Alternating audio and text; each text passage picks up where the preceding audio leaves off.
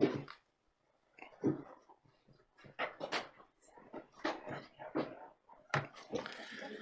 we are. Welcome, good afternoon everyone, and welcome to the council meeting on Wednesday the 20th of April. Councillors, welcome. Members of the public, welcome. Staff and all those at home, and those who are zooming in today as well, welcome to this meeting. Call for apologies, and I think we're all here, so there's no apologies. Extraordinary business, I know of none. No extraordinary business. Declaration of interest today on today's agenda.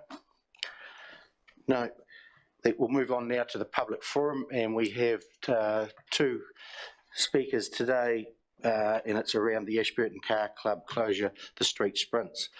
And it is item number 14. Perhaps I might just get a move in a second that we move that from item number 14 to item number 1. Moved, Councillor McMillan, seconded Councillor Mackay. All in favour, please say aye. Aye. Carried, so it'll be item number 1 of the reports. So we'll move into the public forum now, and the street sprints, which runs every year apart from COVID, and what we're down to deal with is a road closure, and this year we have an objection to the road closure which can't be resolved. So the speakers in the public forum today are going to be the objector and the applicant. So we're going to hear from Mr. Brent McLaren first, who's the objector. Brent, if you'd like to come forward to the chair. I'll remove my mask. You can remove your mask when you're speaking. It'll make it easier if that's right. We're keeping our distance, so that would be okay. And just hit the button on the right-hand side there, Brent. Perfect. Yep. And Brent, the floor's yours. Thank you. Well, I'm very sad to be here today, but it's become, of course, you know, any small business in Ashburton or nationally have struggled in the last 2 years. And we certainly haven't been exempt from it. We've also had other problems that have been financially damaging to our company, but that we're not here today for that. But and I'm definitely not anti-car racing. With a name like McLaren, I could hardly be that, could I? So what I'm objecting to is 2 points. Is my financial position, and we just can't afford to close down for a weekend where it is our busiest time, and we're coming into autumn, and we'll get busier in autumn, believe it or not. It's not spring like everyone thinks it is, and we will possibly lose between $2,500 and $3,000 if we close down for the weekend. In the previous years, I got access to come in through Rainers behind me, and we took down concrete blocks and we made signs, and we costed them some money, but we didn't have bloody COVID then, and we didn't have other problems. So we were financially able to do it. And so we went ahead there and made signs, and the course was the same. And then we lost a bit of money. It's hard to say exactly because people didn't read the signs, it's obvious. And everyone just thought we were closed down because we have been in the past. And you must realise in the past there's been a charitable trust. And how can I say this? The staff and that were pleased about the car racing because they got the weekend off. So it didn't financially affect them whatsoever. So we kicked on, and I was open and I was at work, and I could hear the commentary. And I had to go up at 1 o'clock in the afternoon on Saturday and say, hey, look, we bent over backwards to get this, so you could work and get street sprint. And you haven't mentioned our word once. And I just said jokingly, wouldn't it be appropriate, because it's cost me the same amount, say $2,000. So that's $2,000 basically sponsorship I gave them. Change that straight from Des Miller to Wastebusters. Oh no, we can't do that.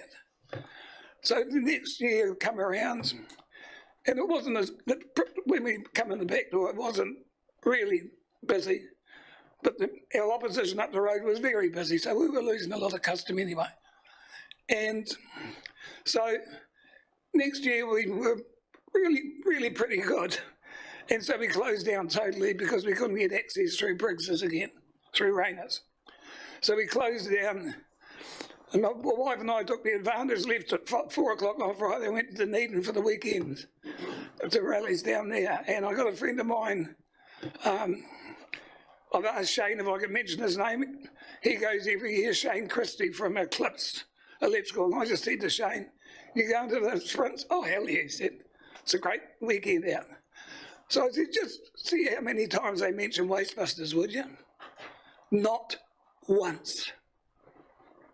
So I was really, really angry. And obviously since that date, we haven't had another street sprint. So they've come to me this year, and I said no. 2 reasons. The main one is the financial damage it'll do to my company and personally to Maureen and myself, but then also of their attitude.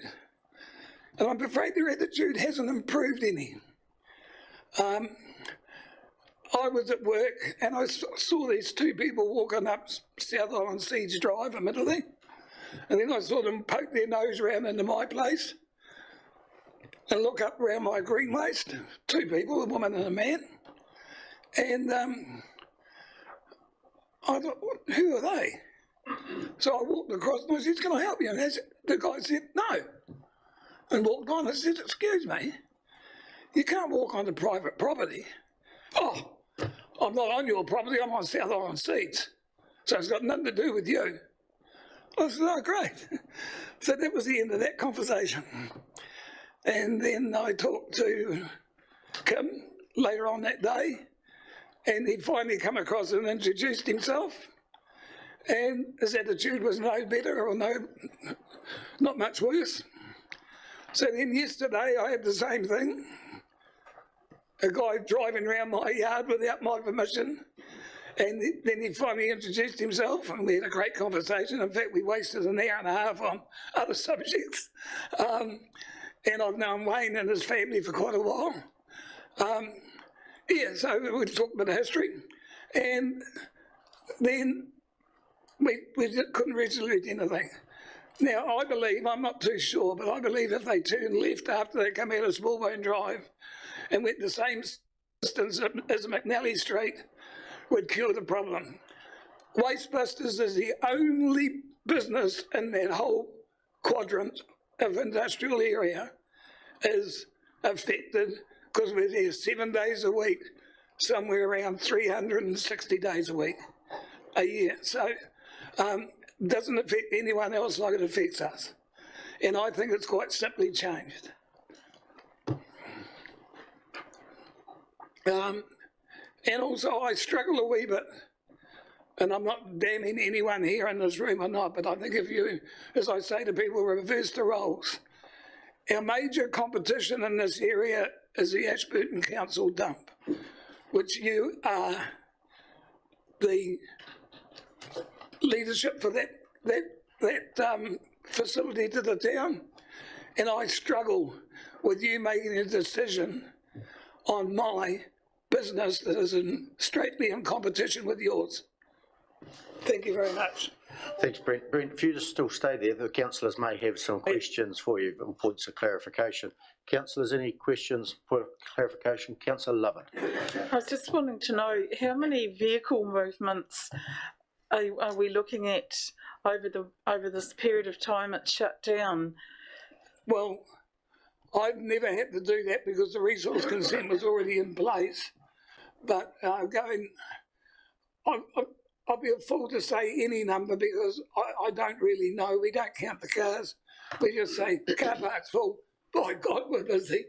And people are coming from out of town, our rallies, and then we are talking in the vicinity. I would say it. Somebody could know, but I don't. But I would say, 200-300 a day. So, we're the busiest green waste because we're cheaper. We're the busiest shop. We've got the best recycling lane. We take all plastics, not like up the road, take only the plastics that they can recycle. And the public perception of what happened years ago, I know is wrong myself, but there's a lot of people that are anti the Ashburton facility, council facility, since Wastebusters lost it. We've got a lot of loyal, we've got 98% of the landscape people. And Neil knows in the past I've contacted him a fair bit, been a pain in the butt to him, but he knows how long he's been there and what complaints I've had about me and where they've come from and everything. And, we're just getting a bit sick of it, really. But we're not here today for that. But honestly, I wouldn't know, but I know we've got a 20 cars car park, and the recycling lane's always busy from 8 o'clock in the morning till 5 o'clock at night. Okay. Thank you. Thank you. Councillor Cameron. Thanks very much, Brent. I'm just looking at a map that we've been provided of the race. Yep. So you go down Robertson Street and then it's turning left into McNally Street to finish currently. Are you suggesting it turns the other way to finish? Is that what No, what I'm suggesting is I don't believe it. Does it turn left out of Robertson? It turns left out of Robertson Street into Smallbone Drive, doesn't it? Yes, it does. Yes, it does. And then it comes out to Smallbone Drive and turns right? Well, it looks like it does a U on Smallbone Drive. Yeah, it does a U on Smallbone Drive when it comes back. We're just trying to bring that map up on the screen. They're working out the back on it. It turns right into Robertson Street.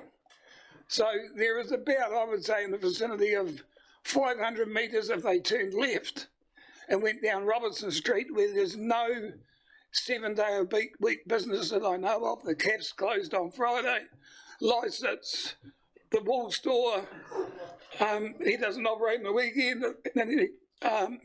And then there's the Lysit's, well, they never open on a Saturday or a Sunday. Sorry to interrupt. I'm still really confused. It is coming down Robertson Street. So where would you want it to go down Robertson Street again? Like it's... Well, it doesn't go past Smallbone Drive, does it? No. No, we'll turn left at Smallbone. Brent, we've just got a copy of the map coming to you on paper. Yep. That might assist. And they're trying to get it up on the screen. We're just considering your alternative route. Yep. That's a good question. Yeah. Yep. So it starts and finishes at the same place. Yeah. Okay. No, We all have it on our... it starts at Robertson Street, doesn't it?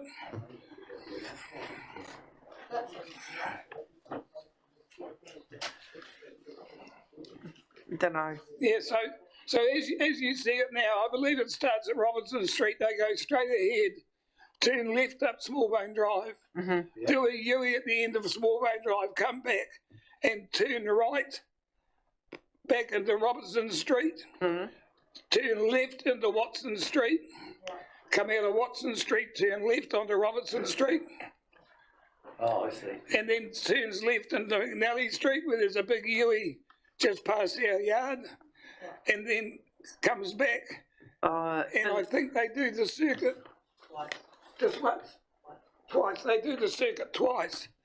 So, and then they come back into McNally Street for the last time, and they go straight ahead to the finish at the other end of McNally Street by McGregor Lane. So can you talk us through your alternative proposal? Right. So I'm sorry to say, cut McNally Street out totally. Is to start it where they start, go straight ahead up Smallbone Drive, round the U-turn at the end of Smallbone Drive and River Terrace, come back to Robertson Street and turn left into Robertson Street, not right. Go down there the same distance as McNally Street, do a U like they do at our end of the street, come back into Watson Street, out of Watson Street, straight back, and then turn on the last lap, turn right into the finish. Okay, thank you. And can I have one more question, please? Yep. Thank you for that. That's good. The next question is, you mentioned in previous years you've gone through rainier irrigation. Yep. But that's cost you a lot of money. Oh, not a lot of money, but it's money. Cost you some money. We didn't have to spend. Is that an option this year, or is that something you don't want to do this year, or that's not an option, or? Well, Gavin Briggs was not happy about going through there in several ways. I didn't know the arrangement between Gavin and South Island Seeds actually owned that alleyway. So I approached the owner because I believe it was a courteous thing from that Brent was letting them store their plastic in there, their pipes in there. Yeah. And Gavin was a bit upset because he overestimated the cost of the pipes, but he was scared people were going to be sort of casing his yard, driving in and out. So. Oh, I see. And it was my fault, totally my fault. I approached Brent, but he says, yeah, go fire ahead. And I never approached Gavin. So Gavin got a bit annoyed, but I've known Gavin since he was 8. So at the end of the day, I have just scored a contract that which I've got estimated 3,200 tonne of farm waste on my properties. And I think you all know what it is. It's silage wrap and silage cover and twine. And I find just going into a contract in the last fortnight to dispose of all that, to recycle all that. And that yard, they coming down to do the first bit of baling on Wednesday next week. And the first bit of baling will be in that yard. And I'm not stopping that process to let anyone come in the back of that, because we've been panicking for 3 years what we're going to do with it. We had the option for a start off when we first took over that the council were going to store up the property for our product for 5 years of free of charge. And that was brought on by the last mayor. And 18 months into that 5 years, someone at the council decided to remove that offer on his own without any councillors' permission. Brent, just getting back to the road closure. Yeah. And following on from Councillor Cameron's question, if Rainer allowed you access through their yard, that would be a compromise? No, I've just said, Neil, Just clarifying that. I'll be baling. There's going to be big bales of silage wrap stacked in that yard where you come through. And I'm not ringing up these people after 3.5 years and say you can't come for a car race. Thank you very much. Councillor Mackay. Thank you very much, Mr Mayor, councillors, Mr McLaren. Good afternoon. How are you? Good, thank you. Have the car club offered, because I think you mentioned it, what alternative for entrance while the car club's being run have they offered? But you've turned it down because you're bailing. Have I got that right? Yes. No, and also, I don't want to approach Gavin. You know, it's his business. He showed a bit of discontent last time we did it. It was my fault, as I said. So have they offered anything that's not through rain irrigation? No. So, right, so whatever, you're only agreeing with Rainer Irrigation because they said no. No, I'm not agreeing with it, Rainer Irrigation at all. I've just explained to Angus that we're stuck for room. And this bale is a big truck and trailer operation. It produces a bale of 1.5 tonnes. It produces 25, 30 bales a day. And I've got to have somewhere to put that before we get a truck in to ship it away. And also it's container availability, and everyone knows what the logistics problem since COVID is. I might have to store that on site for 3 months. I don't know. It might go a week before, but I don't know. Logistically, I can't promise anything to getting that product shifted. Supplementary, Councillor McCoy. Thank you. You mentioned that it was going to cost you $2,000 or $3,000, and that's in lost profits, I presume. Is it for the weekend? Yeah, not lost profit, lost turnover. Okay. And also, we didn't calculate, our lady now works from Tuesday till Saturday. That's her week under a labour contract, and we cannot force her to take that day off as holiday. We've got to pay her, so we've got to pay her for sitting at home. So there's another $200 that it might sound petty, but it's not. If you realise what small businesses have gone through in the last 12 to 24 months, you'd appreciate the struggle we've had. And $200 never used to be a lot to Brent and Maureen McLaren, but believe me, today it is. Okay. At any stage during past negotiations with the car club, because why I'm asking this question is you talked about they hadn't mentioned your name. Had you ever asked for compensation? That's question 1 in the past. only this time. I said, well, just the only way I can see it happening is give me what I'm losing. And So you actually asked them for it this no, I didn't time? know. So it was suggested to come on the side of the road. So it was suggested by a representative. Of me. I suggested as sort of a tongue-in-cheek comment. Oh.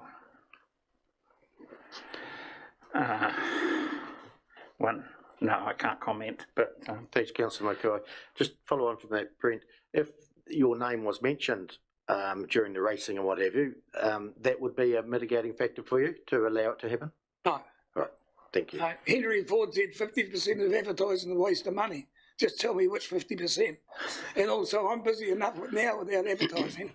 Right, that's great, cleared that up. Councillor Falloon. Thank you, Mr Mayor. Brent, how long have you been in business on this site? 3 years on the 6th of October 2018. So when you took this business over, Yeah? you were aware that you were on the track of the Ashburton Car Club's Wheels Week racing? No, not really. I didn't follow the car racing at all. No, but what I'm saying is, when you started the business there, you knew that where your business was on the Ashburton Racing Car Club's track. No, no one mentioned to me that when we purchased the business, and I've never been down there. I didn't know the course at all. As I've just mentioned before, I didn't know how far they went down Robertson Street, so I didn't know they went down McNally Street at all. So don't say I bought a business with an ordinary agreement that was in place. It was never been in place. It's been a courteous thing. If we didn't have COVID, if we didn't have any other central situations, it might be totally different. Don't try to tell me that I had in my contract to purchase the Wastebusters, that I had to let them have the car sprint. No, but what I'm saying is that you took over a business with a potential liability there that each year you would lose a weekend's trading because the roads were closed for a racing club function. That's all I have to say. No, that's totally wrong. I did not know that the car club went that way. Councillor Brown. Thank you, Mr. Councillor Mayor. Brown. Yep. Brent, just a question for my knowledge. There's something I'm missing here, I think. The Wastebuster has always been there where you are. Now, you didn't shift it, it's still the old Wastebuster. Yeah, they were going to close down October 6th. Yeah. There's a huge big pile of farm wrap sitting on Ranges. Is it Ranges Street? Main Street, Councillor, Is that yours? Yes. we're discussing the road closure. Yeah. I'm just Okay. That's it. So that's yours. So is that where the big machine is going to be? Not this working? time. He's only coming 2.5 days. They can only allow 2.5 days a year. 2.5 days a week. They also bale tyres over in the yard in Christchurch, and they're dragging it down here basically Wednesday night, baling Thursday, Friday, Saturday morning, and then taking it away again. And I don't know when they're coming back. So that's on the Wastebusters site. On the Wastebuster site. The Okay. reason for that lane is that I have pressure with green waste. Yep. And I've decided, which is just a managerial and commercial decision, to do the site, remove the plasma from the site, actually on Wastebuster's site first. Okay. Because if I don't, and then something else happens, it gets to Malaysia and they reject it, and then Plaspac would pull their offer. Yep. I'm stuck with the stuff that I need room to operate Wastebusters. Round the road at Rain Street is only storage. Okay. Yeah. Thank you. Councillor Latham. Thank you, Mr. Mayor. Through you, Brent, I wonder if you could just clarify again your proposal of where the racing could be had. Yep. I'm looking at an aerial map here now, so I just want to get in my mind. So it would start where? It would start where it usually starts, comes out of Robertson Street, goes straight ahead, Yeah. past Watson Street, turns left into Smallbone Drive, Yep, goes to the end of Smallbone Drive to River Road intersection, yep, do a U there, come back, yep, instead of turning right into Robertson Street, turn left, yep, into Robinson Street. and into Robertson Street, go down as the same length as the courses they had with coming up Yeah, McNally Street. yep, Do a U there, come back down Watson Street, back up Watson Street down into Robinson's. and do a U-turn at Robinson Street, go back if they go twice. Do a U-turn at Robinson Street, McNally intersection, go back up there and turn left up Smallbone Drive and do it all over again. So if that's the case, Smallbone Drive would be closed, That is Watson now. Street would be closed, most of Robinson Street would be closed. Yes. So how would you get access? I'd come off Range Road into McNally Street, Range Street. I see, right, thank you. Ah. So you'd have to use part of Robinson Street. No, Well, according to this map, Robinson Street runs into Range Street, no, yes, right at the end. yes? Yeah, but it doesn't, So you're proposing it wouldn't go that far? no, hell no, only the length of McNally Street was, I think I've never stepped it out. But my section's 55 metres wide, and there's 1, 2, 3, 4, so there's 250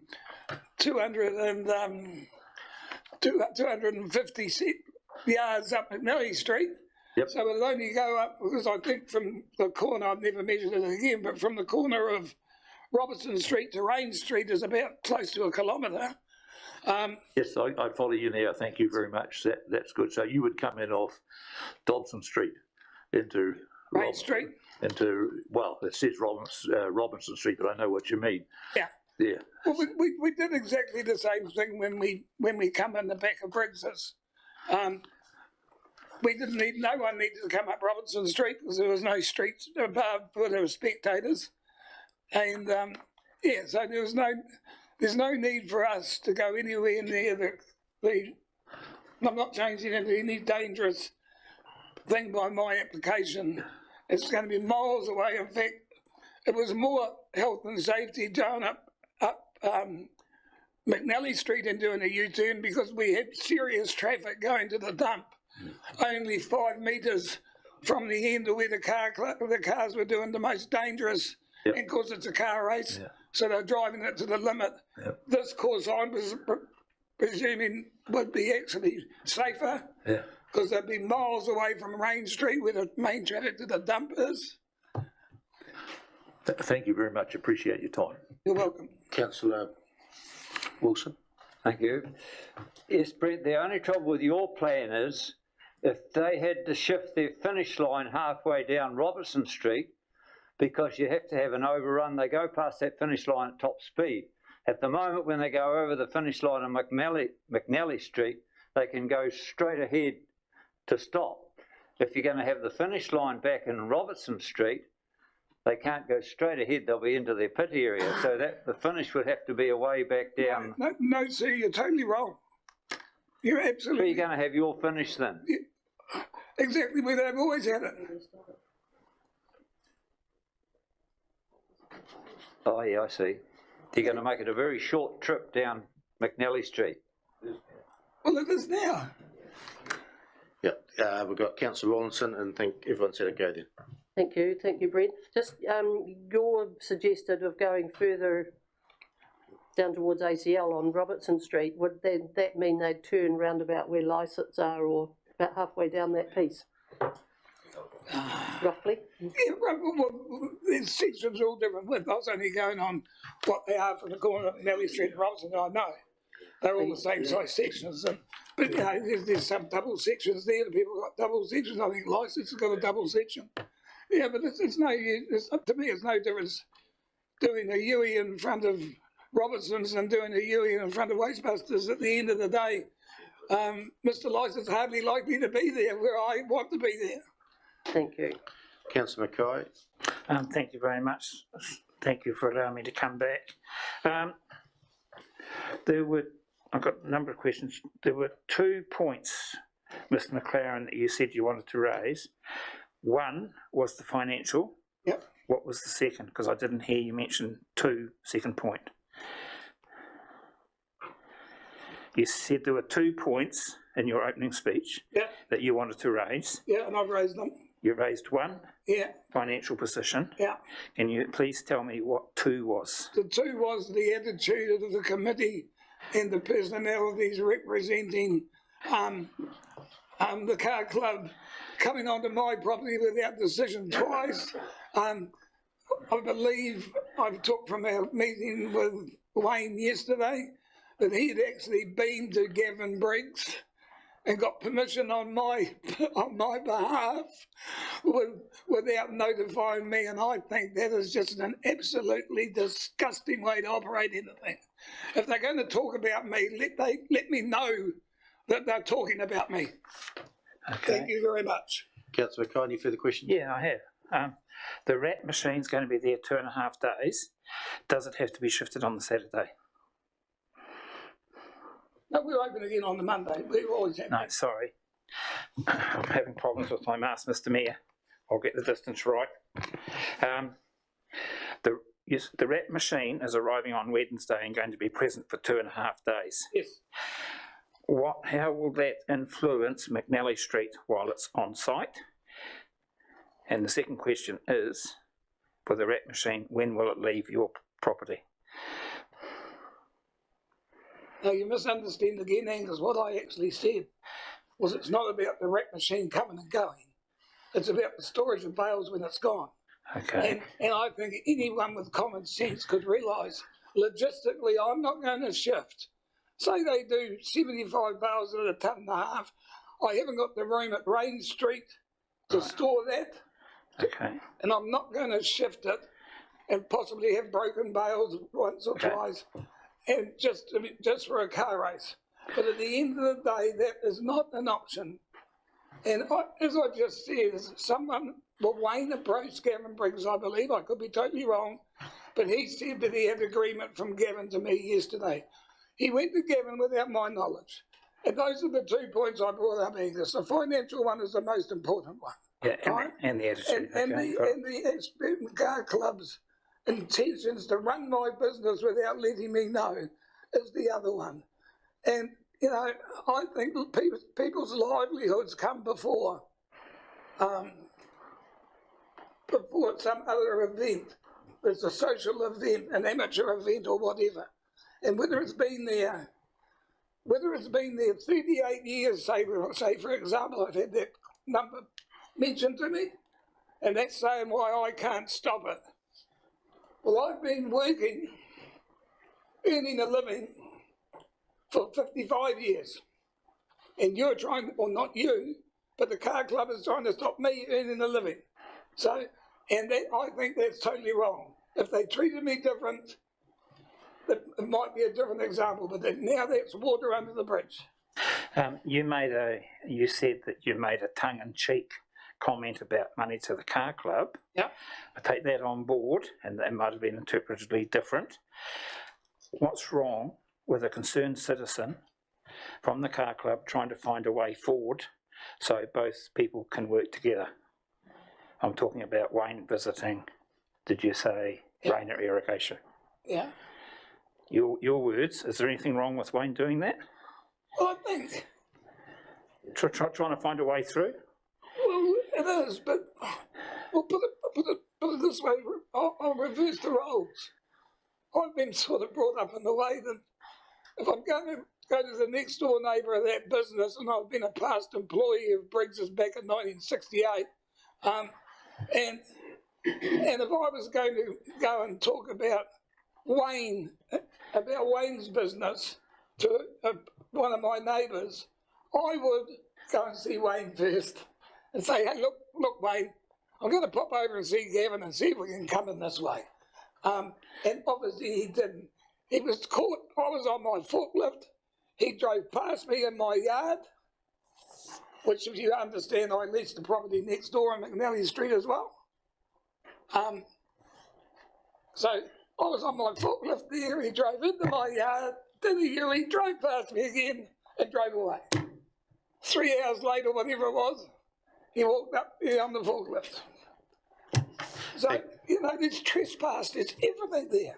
Thank you, Brent. I think we've, the councillors have, you put your case and councillors have asked questions, got clarification, so thanks very much for coming along. If you want to take a seat at the back, and we'll now have Kim and Wayne, if you'd like to come up and tell us, put your case to us. Wayne, your microphone's on. Kim, if you just push the right hand button on yours, it will go on.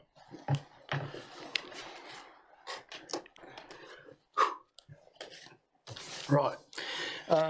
Thank you, Mayor Brown, council elected representatives, council staff.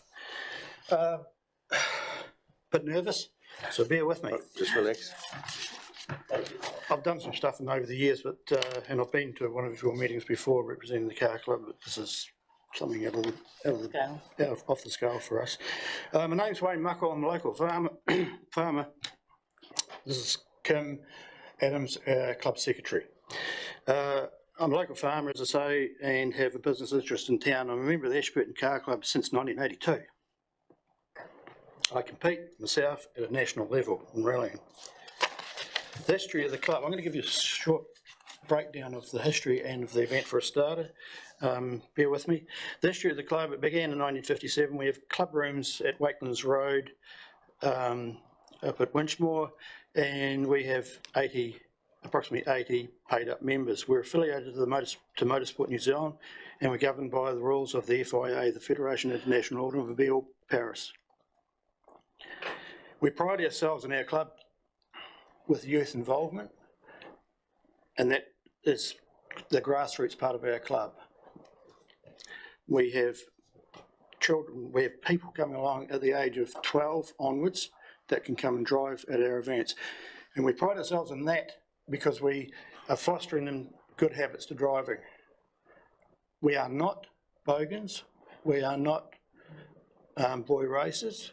In fact, we condone it if our members are found to be doing such activity. In our youth involvement, we're into third generation children coming along and competing, and even one family, the Macro family, we've had the privilege of having a fourth generation come. One of our products, we take credit for it, is Hayden Padden, a household name in New Zealand. He started his motorsport as driving cars at 12 years old in our club, because we are grassroots motorsport. The street sprint, on the other hand, is the next step up. It's the next level. This is the biggest event that we have in a year. It was first run in 1989. 1990 saw us develop the layout that it is today. It's only ever been called off twice, once in the mid-90s because of weather. On the Sunday it rained that hard we had standing water and it was too dangerous, so we pulled pin. In 2020 obviously we didn't run because of COVID. Over the years it's been, what you see up here, that safety plan's been modified to a point now that it's got to be cleared with Motorsport New Zealand. What we do, we bring in excess of 600 big bales to not only protect the public but also to protect property, especially on Robinson Street where there are fences, and we have public on this side of, on the rain irrigation side, we have public there, so we have big bales to cater for that. Over the years it has been a huge thing for the top running guys and to chase the lap record. We're down to, believe it or not, 2 minutes 11 to do the course, which is phenomenally fast. So that's why we're always updating our safety plans, why it's always a moving animal. We regularly, our competitors come from anywhere between Nelson and Bluff, and last year we had the privilege of having two North Islanders came. They stayed in this town for nearly a week leading up to the event.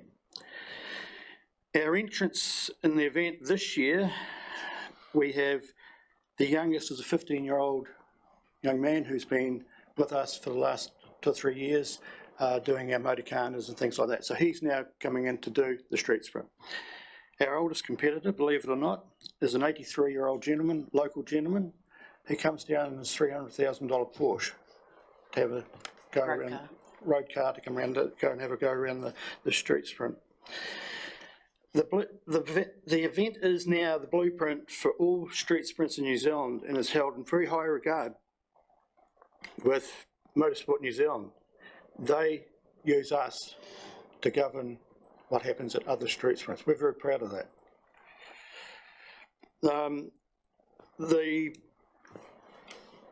Before we even put in a road closure, we approached the council, we approached the business owners of the area, and we get sign off that they're happy for us to run the event.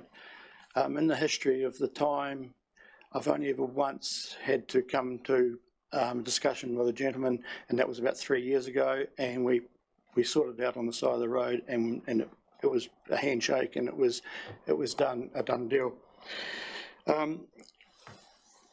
The club really appreciates the wonderful relationship we have with Ashburton District Council, and that whenever we've done a road closure, there's always questions asked. We've always made sure that we've had our ducks in a row, as it were, before we come to the council. We pride ourselves in going to the landowners, business owners in this case, before we even think about putting in for a road closure. Because if we can't get them on side, there is no point in us coming to you people to go for a road closure. The street sprint, no, I've covered that. Right, I'll get on to the street sprint south. The street sprint last year cost us in excess of $30,000 to run. $25,458.89 went into the local community. That's through services from local organisations. That includes schools, scout groups, rural fire, who come and marshal our gates for us each year. We give them a donation. We give them a donation for it. And their two biggest expenses is 600 big bales come in from car fuels. We basically hire them. They give us a deal where we pay for transport in and out, and that is in the region of $7,000 worth for those bales. The other big one is we pay a local security firm $3,000 to run security on the place from 8 o'clock on Friday night till conclusion on Sunday, and that is to keep the riffraff out, to keep the idiots that like to go and skid up somewhere where we're using it. We don't need that reputation. We don't need cars in the middle of the night down there hooning. So that's one of our costs. We openly do that.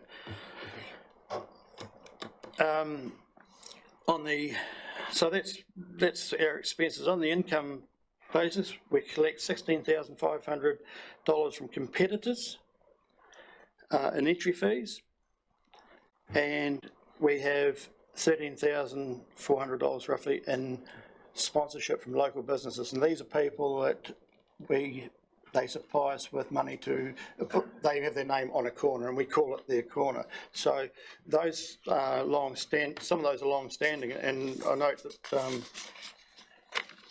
Mr. McLaren said before about the Des Miller Straight. Well, Des Miller sponsored that straight in 1989. It still does. And still does, right through. We made him a life member of the club, partly because of that. So anyway, so that's basically our income. The only other income we have is we run a barbecue, and we take gate takings. We'll get to that in a minute. And our profit from our barbecue looks to be around about $3,000. And that's our profit from this event.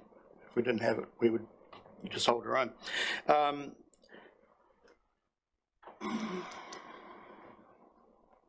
It's hard to quantify what competitors spend at this event. This year, I've taken upon myself I'm going to do a survey with competitors to see what they actually spend in this town. But the ones we've spoken to that come out of town, sounds like they spend around about $1,000 on accommodation, food, and whatever in the town while they're here. I'll leave you to do those maths. Well, no, I won't actually. 42 entries this year come from out of town. So they stay here, they eat here. We only asked for a gold coin donation for spectators on entry. Last year we raised $2,000. This was donated to, we topped up Royal Fire amount. St John got some, Westpac Helicopter got some, and Ashburton Hospice got some, all equal amounts. We've kept that under the radar because we feel like we need to be giving something back to the community. We just can't take, so we give it back.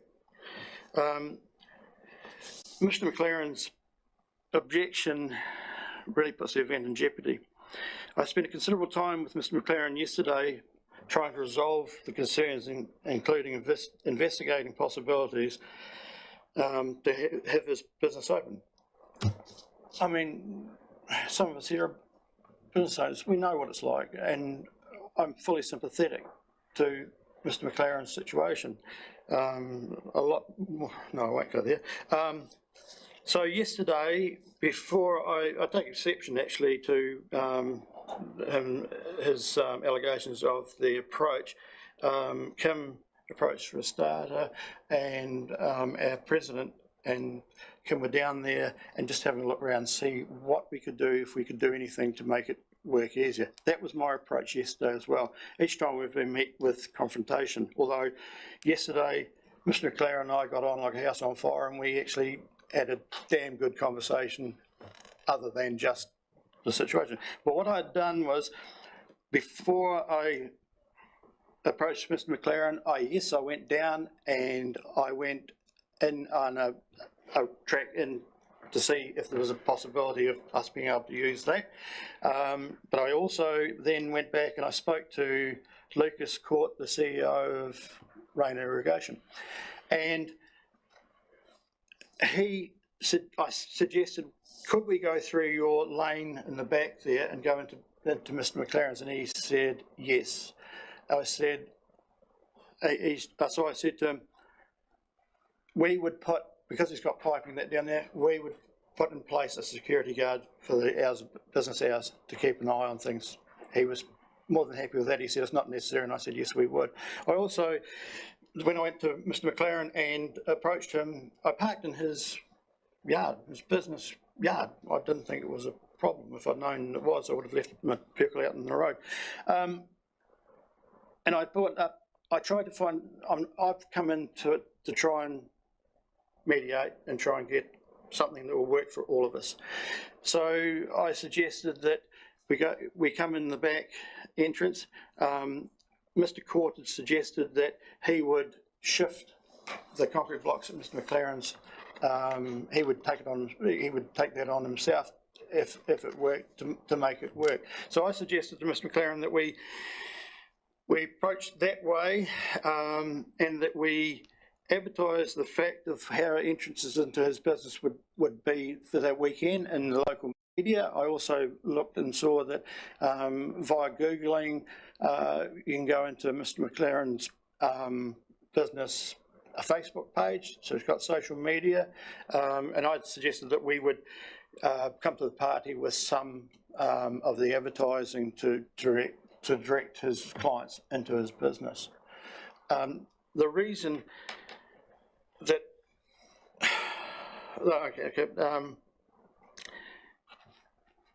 Mr McLaren's response to me was that if the car club paid $2,500, he would close the gate for the weekend. Now, that's not something the car club would really like to go down, track would really like to go down, because it opens up a can of worms And I don't believe it just opens up a can of worms for the car club, but it opens it for any organisation that's closing a road to do anything.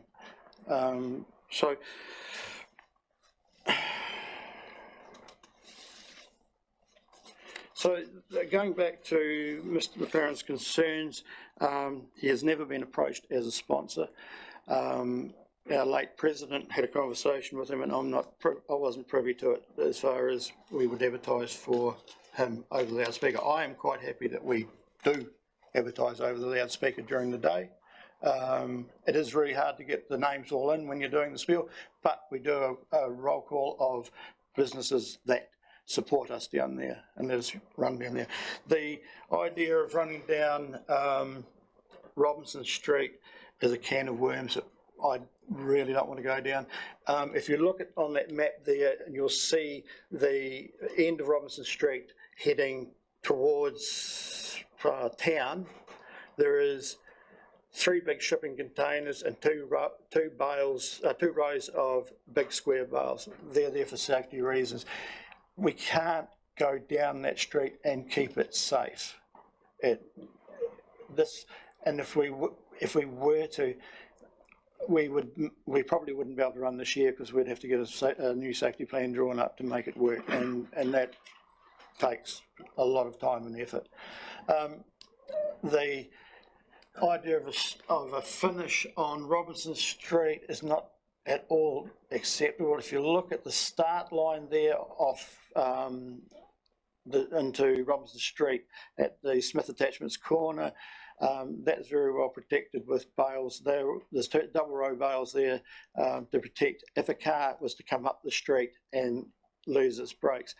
And the finish line, if we had a finish line on Robinson Street in there, that would just be so dangerous. We wouldn't even get it past most of New Zealand.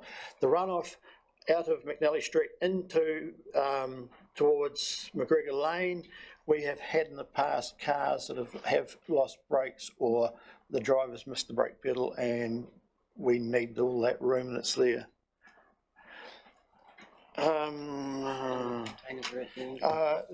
comment about the most dangerous part of the track at the end of McNally Street, we totally refute that. That has shipping containers across the end of it and bales. So the fastest section of this track is the Robinson Street going in either direction. So, yeah, thank you for the opportunity to talk on this matter. I'm quite open to any questions. Thanks, Wayne. Kim, did you want to add anything, or all been said? Not really, like I said, just the main point was that the shipping containers at the end of McNally and Watson Street are there, so, you know, the chances of someone going through them is very, very slim. Yep. Thank you. Questions, councillors, and have Councillor Brown. Thank you, Mr. Mayor. Wayne, a couple of questions if I can. If you change the layout, you have to go back to Motorsport New Zealand to get it checked, if you can do that? Approved, yeah. So you need another approval? Yes, and that map there, I mean, it has evolved. The last time that and I was privy to it, I was one of the members that did it, it took days for us to, I mean, I'm talking days, weeks to go remeasure everything and bring it up to spec. It hadn't been done for a few years. So this has been used for the last 18 years? The way it's been set? No, this is 33 years. This year's the 33rd year. Okay, the same way. Yeah. Another question, second question I've got. How many people would be there as spectators? How many people do you get, roughly, or average? Over the weekend, it's really hard one to measure, because we don't actually insist on a payment or a ticket, because we think it's basically the best free entertainment in Ashburton, we believe. It can get pretty busy, you know. I would say that we could have upwards anything between 5,000 and 10,000 people over the weekend. That's all right. If I can add, I consider it probably the biggest sporting event that happens in Ashburton on a regular basis. Councillor Latham? Thank you, Mr Mayor. Wayne, you said that when you prepare for the sprint every year, you go around and see all the businesses, and you're usually comfortable that they are in agreements before you come and make a formal approach to the council for the road closure. And so that was the scenario this year too, was it? Yes, It was. it is every year. If we haven't got the support, we haven't got an event. And it's those people that are affected the most. Yes. And as I say, we've had a couple of occasions where we've had to negotiate through a situation. Yes. They've never been an issue. It's been resolved on the side of the road with a handshake at the end. Okay, thank you very much. Councillor Mackay? Thank you, Mr Mayor. Wayne, do you believe that you've tried, as Wayne Muckle, everything you can to try and resolve this situation so Mr McLaren can still operate? I believe so. When the objection came in, because I'm probably I am the most senior member of the committee of the car club, I sort of came in to look at possibilities. I didn't do anything I was suggested we needed to do it over the weekend. I didn't do it over the weekend because there was no businesses down there, no apart from Mr McLaren that were open. So it was come down and I've got a very good knowledge of the area, but I wanted to make sure that I was thinking clearly before I made any offers of being able to make it work. Okay. As a fair-minded gentleman or man, do you believe that a tongue-in-cheek comment, "I want 2,500,000," could have been taken as blackmail? I did say it was tongue-in-cheek because that's the words Mr McLaren used. Because tongue-in-cheek can take different ways. I would say yes, and that there was no negotiation on it. It was just told this is what it's going to cost you to close down.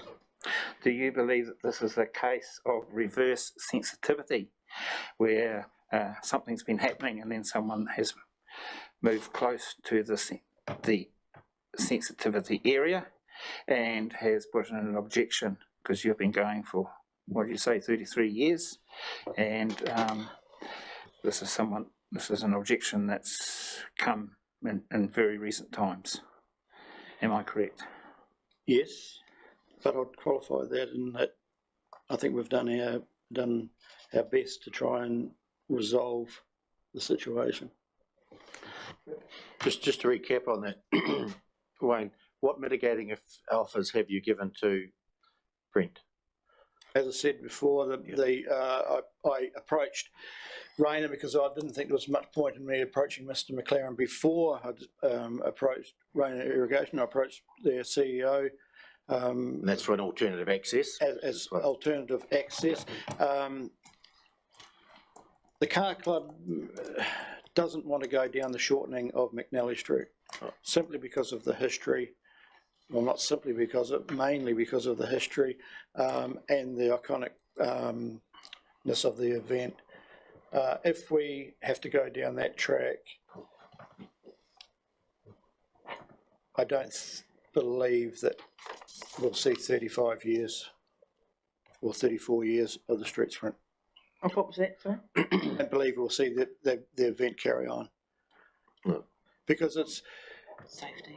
It's primarily safety issues, but we've got a track that's been there for so long, and people want to come.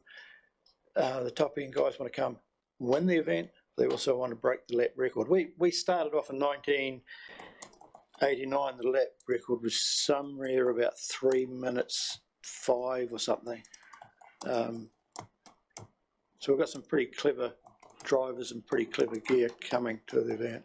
Right. So the mitigation has been offered, but it's been turned down. So that's, Yes, and to answer that question, yes, that was, I thought long and hard over the weekend. I've looked at it as from the outside. I've tried to look at it as a business person as well. And I have more of an understanding with spending the time with Mr. McLaren yesterday with his business. I understand where he comes from. I'm just trying to find a way that works for both of us. you failed to do that. Yes. Yep, that's great. Oh, it's not great, but it's what you've come to. Councillor Cameron. Thank you. Just for clarification, essentially the mitigation you've looked at is the driveway, moving the what do you call them? Blocks. The blocks. Yeah, Blocks. the blocks, yeah. Yeah, and also a guard to help there, but that wouldn't help Mr. McLaren with regards to his wrapping and having to store his bales out there, would it? How do you? I mean, I understand the need to have the race, it's an iconic race, but also understand there's only one man really going to suffer from this, and this is a gentleman that runs his business and obtains a livelihood. So we need to find a way around this, how that both can be established in a reasonable fashion. The baling of the wrap is something that's only come up to me in less than 24 hours. So I don't think that, I don't. So you cannot see a way that the alternative route that was provided, you've mentioned the measuring is a very big concern, and I can understand that because you've got to get down to the metres and that would be a hassle. I can see that. And you mentioned the safety plan, but essentially the reason is the iconic nature of the route, you don't want to change it. Is that, have I got that? The other things could be done, but there'll be a big hurdle. And very not if we can find a way not if we offer a way that we can get around the situation, and I believe we have. Thank you. Okay. Thank you, Councillor Cameron. Thank you, Cameron. No more further questions, councillors? Thanks. Oh, there is one, Councillor Rawlinson. Just one question, if I may, and it's back to Brent. We can't. We can't now. Oh, that's right. I just wondered if he could use his other gap. Yep. Wayne? Can I just make one after the previous question? I understand about the livelihood of the business in this town, and I understand because of COVID, we've been through it with our business as well. But I would also point out that there's somewhere around, I believe, $60,000 to $70,000 comes into this town with this event. Yep. Thank you. Thank you, Brent. Neil, Wayne and Kip. No, sorry, I Brent. know you said I can't, but please just listen to me. I feel totally disadvantaged with not being able to be cross-examined or comment on what Wayne's comments are. He had the advantage of me going first. We're not in a hearing, no. We're not a hearing. We're just hearing your views, and then the council will make a decision. I can't.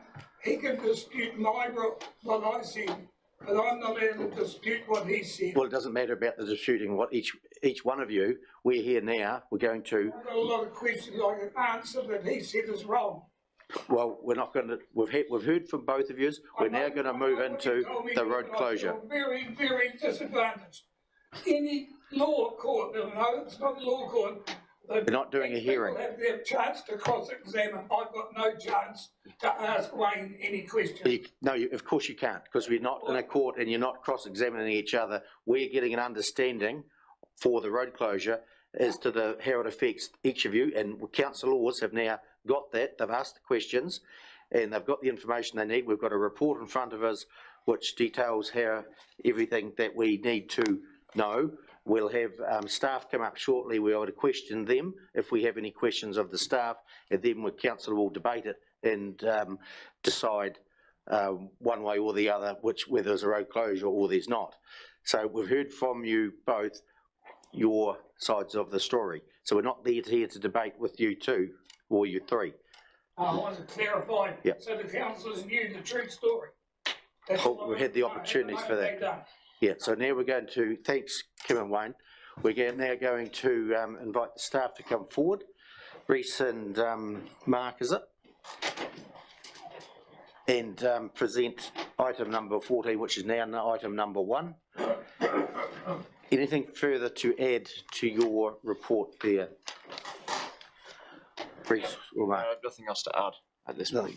Councillors, are there any questions on the report? It's on page 48, item number 14.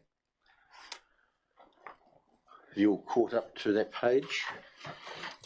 Councillor Mackay. I just want to double check again, Mr Mayor, on the question you asked. Do staff have any information that they can provide or any comment they may wish to pass on Mr Muckle saying that he believes he has found an alternative situation to keep Mr McLaren open? You're I talking don't- about I the don't know. access through the rainy yard. Yeah, I don't know the answer to the question, so I'm asking the question. Right. Do they know anything that hasn't been said that we perhaps should know about an alternative situation that Mr Muckle has said he has found? I've been definite, Mr Muckle has said he has found, which Mr McLaren does not agree to. If there's can you answer that if there's a question? No. To my knowledge, everything has been presented here today, including the new alternative access through rainer irrigation. So that's something new that's been brought to the table. Other than that, everything has been said and presented today. The rainer access has been used in other years? Not to my knowledge. I don't believe so. Right. Mr. Riek? Thank you, Mr. Mayor. What we've tried to do is present all the information and the opportunity for the two parties to address council directly. Should give you everything that that you need to make a decision. So we're not aware of anything that we don't have any knowledge we haven't shared with council, if you like. Okay, thank you. We've got it all in front of us then. Yeah. Councillor Cameron, questions? Point of clarification, please, through the chair. I understood the rainer access had been used previously, but it impinged on a third-party business. Is that not? Did I get that wrong from Mr. McLaren? The third-party business being? Was it a gentleman, Mr. Briggs or somebody? Did I get Rainer Briggs, same thing. Okay, I understood that had been used in the past, the rainer. Oh. No? So it's Reece is not aware of that, but I think it has happened before, I understand. It has, yeah. Yeah. Councillor Falloon. Question? Yeah, just a bit of some information. Do we want to debate that, or is it? No, it's a question. Right. But I'm seeking information. When an application comes in for road closure, such as we have here, obviously a lot of it is technical, especially health and safety and traffic flows and that sort of thing. But is there any part of their application which refers to effect on that road closure on any other businesses or residents or anything like that? So under the traffic management planning, any sort of businesses, residences, or anything else of that nature, regardless if it's a closure for an event or if it's for road works, there needs to be obviously public consultation and notification of that event or works. I believe obviously that this has been done. The process has been followed in regards to this specific closure. In regards to what was the other part? What was the other part of your question, sir? The effect. I've just jumped on. Oh yeah. The effect on businesses or residences who might be part of the road closure. Okay, so in terms of the closure and the effects, it's not uncommon for larger events to actually pay compensation, or some utility operators and contractors offer alternative accommodation for residences because of obviously noise disturbances, stuff like that. Obviously, in this instance, the event is not exactly the Indy 500, but it's the Ashburton equivalent of the Indy 500. It's something that's not obviously commonly done, but in terms of the effects, we obviously try and mitigate that as much as possible. And obviously to go through the objections process like we are. It depends obviously what kind of resolution can be found, and if anything can be found. In terms of obligations, it's up to the applicant and obviously the Ashburton Car Club to seek any and all avenues. I believe obviously from the comments made earlier about going behind the business's back, it's actually the responsibility of the applicant and of that organisation to seek those avenues before presenting them as an option. So that's actually part of the process, and I believe it has been followed. Councillor Alderson. Thank you. I just had a question, I'll take it off for a minute, a question regarding the offered alternative access to Mr McLaren's business. I would imagine, does it come off Rain Street? It's not on the map, and nobody's actually clarified where the Rainer access entry point is for Mr McLaren's business. Yeah, it's off Rain Street. More or less opposite For the council resource gateway. recovery, is it? Yeah. So there's another yard that can't be seen on the map, just further up from the Ashburton Recovery Park, and through on the right side, is it? Yeah. Mr McLaren's business is on that No, map, yeah, is no. where no spectators Correct. boxes, that's his business, yeah. That's right. Just thank you. I just want to clarify exactly where access would be to that situation. I also have the same question. Yeah. Thank you, Councillor. Question time over. We've got a recommendation sitting in front of us. We, if councillors wanted to put conditions on, they could. They don't have to. The offer there. Would someone like to sponsor the recommendation that is there? Councillor Brown, you'd like to move if you like Yes. to read the recommendation? I will move the recommendation as it stands. I listened to two parties, and they both had genuine concern, and I can see that, and I can feel that. But I think there is made a solution, what I think could work for both parties.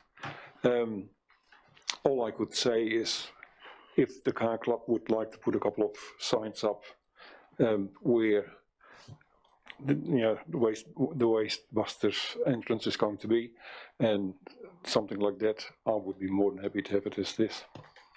Seconded, Councillor Mackay. Yes. You'd like to speak to that now? Yes. Please. Mr Mayor, councillors, to me this is a very, very sad situation, and it has arisen from time to time in New Zealand, and I call it reverse sensitivity. And I feel very bad for a person that's coming in and creating a new business or trying to liven up wastebusters. It's always good to have opposition. As he didn't mention it, but as I will mention it. I believe the car club has done everything they can, and I believe the car club will do everything they can to try and find a solution right up until the main event. We have to remember that I look at it this way. This is a community activity. Personally, I don't like car clubs. They make too much noise. But this is a community activity that caters to a larger part of the community than we think it does. It has community input, it raises money, it gives community some money back. Similar to a motorbike event that used to be held in Methven, rowdy days. But they do provide for an area of our population. And it's been going for so long that it's actually, would you like to call it, part of Ashburton's makeup. What worries me is, if we vote against this, we could have problems with other community activities. And I know it's hard sometimes on East Street when the road is closed off for a community activity. But these community activities are run by the community, they're for the benefit of the community, and I just feel very sad that this time a solution that looks to be there hasn't been found, and I hope it can be found even right up to the start of the race, and that Mr McLaren is not impinged upon too much going about his livelihood.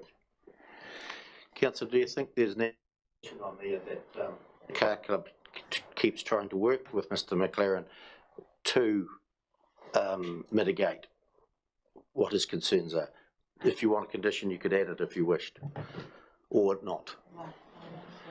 We'll have to come back to it. Councillor Latham. Thank you, Mr Mayor.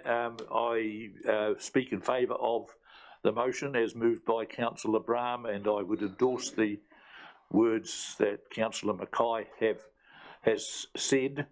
I note that the car club were quite sure that they had approval of all the businesses before they made application to the council to close the roads. Unfortunately, that doesn't appear to be completely 100% correct, but they've done everything, I believe, in the right, proper manner and in due process.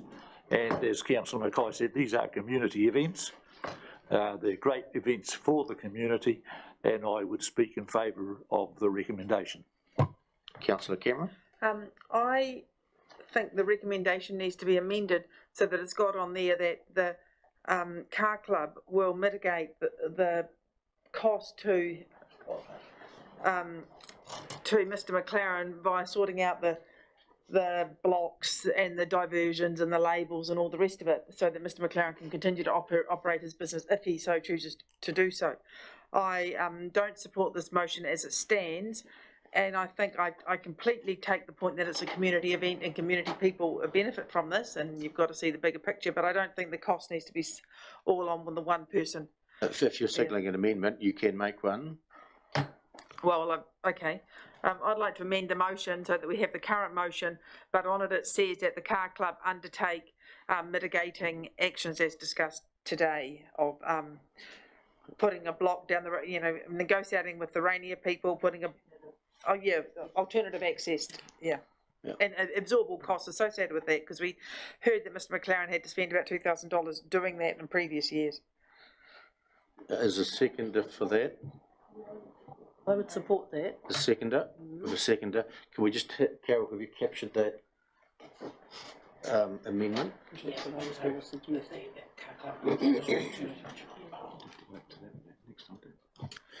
What is it? Yes. There you go. So that's the amendment that the car club undertake negotiations to find an alternative route for the course. Access. Oh, access, sorry. Oh, my apologies. Hamish? Mr Mayor, I just think the specific wording perhaps needs to be really clear that the car club is arranging those alternatives, and then Mr McLaren can choose to use it or not. If the car club has to negotiate the alternative arrangements to Mr McLaren's satisfaction, we do run the risk that agreement can't be reached again, and the uncertainty will not give the clerk up the way forward to run the event. So I think the wording, I imagine what Councillor Cameron is getting at is to make the arrangements to mitigate, not negotiate or discuss them to the point that they can be refused, and therefore we don't have a road closure. Yeah, thank you. Mr McLaren doesn't want to uptake that new entry to his business, then it does not stop the car club from having their event. Yeah, correct. Yeah, but it's offered to him. So that's the amendment now. Oh, sorry. Do we need to put, or let's go to the move in the second to see if they will accept that amendment as into the motion. I'm quite happy to put it onto the motion as it stands and to put it as part of it. As a condition. Councillor Mackay? Lane. Can I hear the actual wording, please? Sorry, Carol. Okay, we'll just get the wording again. The car club make the arrangements to mitigate an alternative route. No. Right. Course.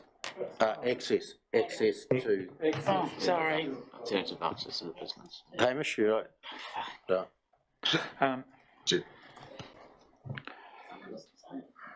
Mr. Hamish? Thank you, Mr Mayor. Yes, access to Mr McLaren's business, not an alternate route. Yeah. we'll hold that, we'll just repeat it. Ready to go? Just repeat it, thanks. Right, third time. The car club make the arrangements to mitigate alternative access to Mr McLaren's business. That's it? Yeah. Councillor Mackay, happy to add that to the recommendation? I'm not happy, but I will, because it may be the only way forward. Right, so I'm then not happy.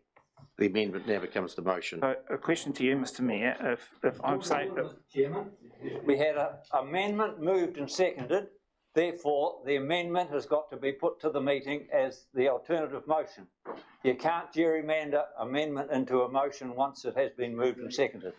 So I move that if we want to proceed, we go back to the amendment. Go to a vote on the amendment. We'll put the amendment. Speakers to the amendment. Councillor Latham. Yeah, thank you, Mr Mayor. I speak against the amendment. I don't think it's the council's responsibility to instruct the car club what it may not do. They have made formal application for an activity which they've done for many years. They've done due process. They've done it in light of all the rules and regulations that we impose upon them, and I think we should just agree with the original recommendation, and we should not impose anything more on the car club as a responsibility to try and mitigate anything. Councillor Kerman, are you speaking to the amendment? I'm speaking to the amendment, which is exactly as Hamish had identified. I think often with road closures there are mitigating factors put in place to minimise the impact on businesses and on the individual, like the dogs. We had to shut something down because of the dogs one year, or people's residences or lights or whatever. So I think that that's not an unusual sequelae to have things there that mitigate the impact on an individual. I think this is a very harsh activity for one particular business, but again I think it's important that we run a community event, and it's obviously a very successful event and an iconic event, so I don't necessarily want to see that stop, but I would like to see the best way forward for Mr McLaren and his business so he can run his operation, and he's got this important contract that he needs to continue with, so that he can run his operation without undue loss of revenue. Councillor Mackay, for or against the amendment? Oh, I'm against it, really, because as I said in my comment before, I know that the car club will try and find a way through, but I don't think it's council's prerogative to issue instructions that could impinge on an access route on some other business that we've heard from one of the parties. Point of order, Mr Mayor. Councillor Cameron moved the amendment, and she's had her right to reply, therefore the amendment has got to be put. Correct. Wasn't called the right to reply, but she has had. No, you were speaking to. You were speaking to the motion. You hadn't spoken to the motion. You're speaking to your amendment, I should say. You hadn't spoken. So she's spoken to the amendment. The amendment's now been spoken to, and we're now on to Councillor Brown. I will be voting against the amendment. I think the original recommendations are more than enough. We're going to put the amendment. All those in favour, please say aye. 1, 2, 3, 4 against. Can't vote twice, councillors. Against. Lost. The amendment's lost. We're back to the original motion. 3 against. Back to the original motion. Speakers for or against the recommendation that we have in front. Would there be Councillor Brum right to reply? Yes, I will. We've been through it. We did all we could do as a council.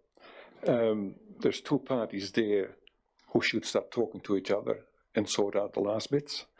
We're all adults. We're all living in this town, and just get on with life. And let's do it. I'm going to put the recommendation. All those in favour, please say aye. Against? Carried. Thank you. Any councillors against want that recorded? No. Thank you. Thank you, gentlemen and ladies, for your contribution. Back to the original agenda item now, and we're going to confirm the minutes of the council meeting on the 6th of April on page 3. Councillor Wilson? I'll move that the minutes be approved. Or do you want to go through them first? We'll go through them first and then we'll take any alterations or additions.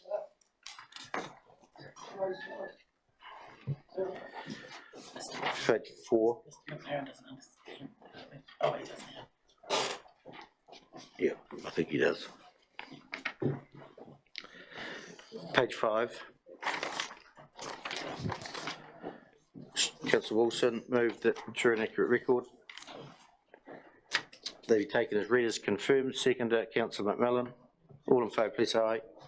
Carried. Item number 5, the extraordinary council meeting minutes on page 6. Any alterations or additions? Someone move. Councillor Lovett. Councillor Falloon. All in favour, please say aye. Carried. Item number 6, the Heritage Mid Canterbury Working Group.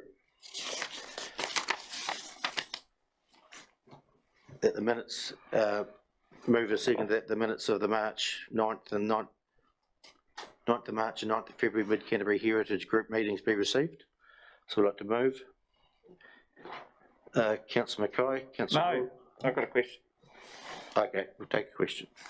Shall we receive them first and then take questions? Okay.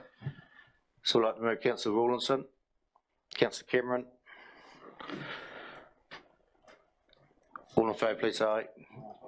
We've received them. Now questions. Councillor Mackay. The logo that's talked about in the red agreed that Councillor agreed that C. Lizard would ask Garcia about HM and HS logo. What are we talking about a logo? It doesn't say anywhere. It talks about images, doesn't talk about a logo. What's the logo, please? Kenneth, no, you can't, because Councillor Mackay's got the floor and it's going to be a while before your light goes on. Councillor Lovett. I was just going to ask. Well, if you just go off, then Councillor Cameron's going to answer the question. It's the Historical Society and the museum that the Historical Society of Ashburton has a great contribution to make to the development of the heritage group, and it's their logo, and to acknowledge their what do you call it, Diane? To acknowledge their input and their source of intellectual property, if you like. Yeah. Yep. Happy with that, Councillor Mackay. Councillor Lovett. I'm just going to ask this group, is it part of council, and if it is there terms of reference? Because I kind of look at all their feedback here, and they're all over the place, and who's making the final decisions on plugs and the interpretation panels, and we seem to be having all these things thrown at us, and is there an overall design, or where are we heading with this? Steve, could you answer the terms reference question? And Thank you, Mayor Neil. I just wonder if it's just take a minute and just go back a little bit in time and how this group got formed and their delegation, if that would be of any help. If we go back to February 2020, when there was a town centre subcommittee meeting where it was raised about having interpretive panels telling the history in the town centre then. And what came out of that meeting was a recommendation that there'd be a pre-scoping report be put together by staff and brought back to the full council for a decision or where to go from that. That report went to council in May 2021, and from that meeting there it was agreed that council would support a joint working party made up of Historic Places Mid Canterbury, Ashburton Museum and Historical Society, and also 2 councillors. Of the chair would it be Councillor Cameron and Councillor Rawlinson representing council, and a member of the community, which is Mr. David Stewart. So from that, that working party were formed. They've had a series of meetings, and bear in mind they have a life of only up to the end of this triennium period. And at that stage, the new incoming council will make a decision what committee structure, what working parties they wish to carry on with or form. So that working party through staff reported back to council in October last year, and it was around the interpretive panels on East Street, seeking permission to have those 4 panels installed that they'd been working on. And council supported that recommendation that the panels go into East Street. They also, council supported that the working group be renamed as Heritage Mid-Canterbury Working Group to better represent what they were and what their purpose was. And also the final recommendation that the working group would come back to council with any further developments by about March of this year. So that at the end of the day, any decisions on the placement of panels on council land or council facilities would be made around this table. I go back to that report and it refers to 4 main projects. One was the interpretive panels, of which council agreed for that to go ahead, and they're made, they're ready to be installed. The second project was the Mid-Canterbury Historic Places Trust, Historic Places Mid-Canterbury, their project of the blue plaques on Heritage A structures and buildings. They are doing it anyway, so that's their project. The third project was the granite identification plaques that was raised by Mr. David Stewart, and the working party are currently looking at what are the options for that. The concept originally was that they would go on private land, on private buildings to highlight existing heritage buildings that have been in the town for a while. The working party are currently working on other options about how that story can be told, and then a further recommendation would come back to council if it involved placing it on council land. The fourth project that they are looking at is the Heritage Walk. So that is potentially a walkway around the CBD, highlighting some of the aspects in the history telling of the town, and that would incorporate things like the museum, the railway bridge, the interpretive panels, and any existing buildings in the blue parks. So quite dynamic in what they're looking at, but it was always understood that any direction needed or decision from council would come back to council. That's good. I hope that's clarified that. Yeah, thanks. Yeah, thank you for that. But the terms of reference, does the group not have a terms of reference formally like the other groups that we run? We felt that because of the life of it wasn't very long, the terms of reference possibly wasn't needed because it was quite heavily defined in the report to council what they could and couldn't do and how they had to report back. So that became the basis of it. Okay. If the new incoming council is quite keen to continue along this line, there was a feeling that that would be the time to set up a terms of reference for the next 3 years. Thank you. Councillor Cameron. Thank you, through the chair, to the officer. That's exactly correct. There's no formal terms of reference because it's a moving feast, if you like. Now we're also undertaking the project, as alluded to, of the time capsule. But everything, just rest assured, everything comes back to council before it's approved or otherwise. Yeah. Any further questions on the report? Councillor Just a comment, Wilson. somebody asked before about the logo, was it you, Stuart?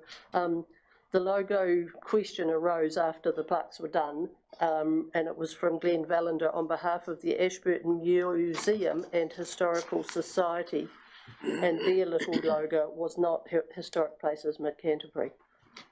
So I think they've got that sorted. Thank you. Thank you. So we've received those minutes. Item number 7. Oh, sorry, councillor, who'd like to come on then? Item number 7. Hines Reserve Board water charges write-off. Councillor Mackay. I'll move when you're ready. We might have a staff. Paul. Anything further to add, Paul? Yes. present the Yeah, report. through you, Mr. Mayor. Paragraph 6 of the report actually has an error in it, where it's had 8 quarters at $350. Doesn't come to $1,750. It comes to about $2,800. So the write-off should be about $18,400, not $19,450. So I put $19,450 in the recommendation, but it really should be $18,400. But the $350,000 normal quarter use is an estimate on its own as well. But more correctly, the recommendation should be a write-off of $18,400 and not the 19. 450. Yeah, that's in there. We'll change our recommendation in front of us to those words. Counts. Anything further to add, Paul, to your report? No, that's it. This clears up a long-standing request by the Reserve Board. Yeah, Councillor Wilson. Questions? Thank you, Mr. Mayor. I disagree on number 6. That's $350 above the normal cubic per day. At that stage, we still hadn't finally done the leaks. The leaks were finally finished once the new toilets were built at Hines and the whole water system, sewage system renewed. I'm sure since 2014 until now, we haven't been, the reserve hasn't been $350 per quarter over its normal 90 cumecs per quarter. Why take a little section out of this 2014 to now is 8 years, not 2 years. So I think it's incorrect. It's a bit of cherry picking going on there. Well, they don't think he has, but they did use the water. The water went through the meter. All $20-something thousand worth of it. Councillor Cameron? Questions? Yes, question. I'm just going to ask the elephant, address the elephant in the room. Why has this not been repaired for 8 years, this leak? For us to break. Sorry, Mr. Mayor, I can't answer that. All I was advised was that it had been fixed, and I went back. As for the 2 years I went through, I could have gone further, but there's charges all over the place for this, and I picked 350 as an average. And for example, I can tell you that in July 2020, there was a charge of $1,000. So it's not all low. They vary all over the place. I simply took an average of $350. Thank you. Can I ask you a supplementary? I've sort of forgotten what it was now, but essentially it was identified 8 years ago there was a leak, or has it been, and then it was presumably put into council system to be repaired, and then it wasn't repaired, is that right? Or through Mr. Mayor, perhaps I can answer, and then Councillor Wilson may have more information than me, but this has been a long-standing issue with the Hines Reserve Board, and they have made extensive attempts to fix these leaks in the past, but my understanding is the pipes went everywhere. They thought they would fixed it, and then the next quarter or the quarter after that, another leak would be discovered. I think there was also a leak under the toilets at one stage, but Councillor Wilson may have more details on that, but it took the Reserve Board extensive effort to actually finally fix every leak because there were multiple leaks. Hamish? Thank you, Mr. Mayor. My understanding is that as Paul says, there were extensive efforts to find and fix the leaks, which were never completely successful. And it was only when a new line was put in and the old line turned off that the problem was resolved. So it was certainly not through lack of effort. It was obviously a very complex tangle of pipes under the ground, and it wasn't resolved until new pipes were put in, and the old lot just simply turned off because they could not find and fix the leaks completely. But it wasn't through lack of effort. It took a lot of people a lot of effort to get to the point where the final solution was a brand new line. Councillor Flynn. Thank you, Mr. Mayor. Now that we've got the mathematics correct, dividing by 3 rather than 4, I certainly say that using the $350 per quarter is a logical way of doing it, and then to deduct that over the number of quarters from what has been charged to me seems to be a completely fair way of doing the calculation of what should be credited back to the Hines Domain Board. No question on that.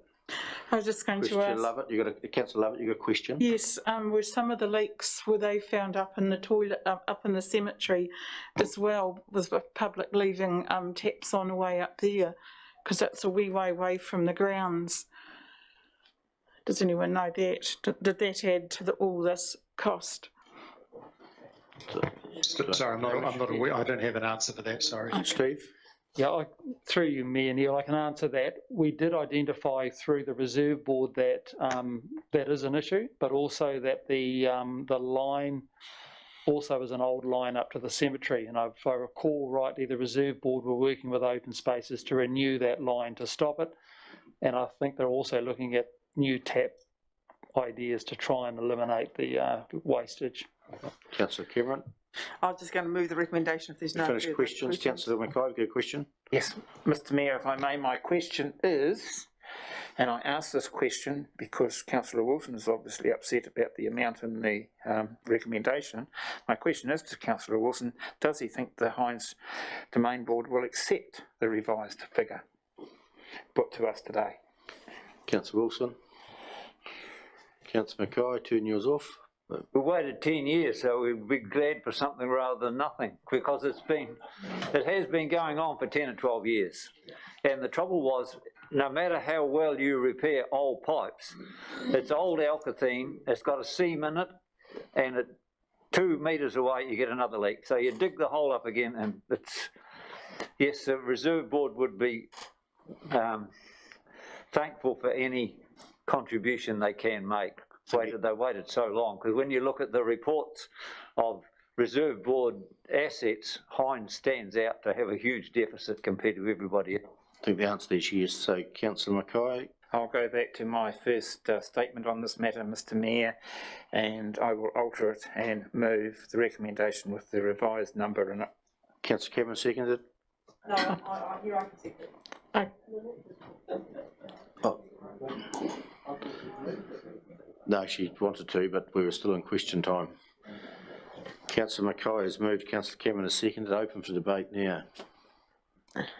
Councillor McMillan. Thank you. I support this, and I know how long it's taken, and I mean it's an anxious time for a Reserve Board when you do have that much money in debt, or you do have those bills. And I recall the Methven Community Pool had a similar situation quite a number of years ago where they had a leak and similar outcomes. So yeah, happy to support this.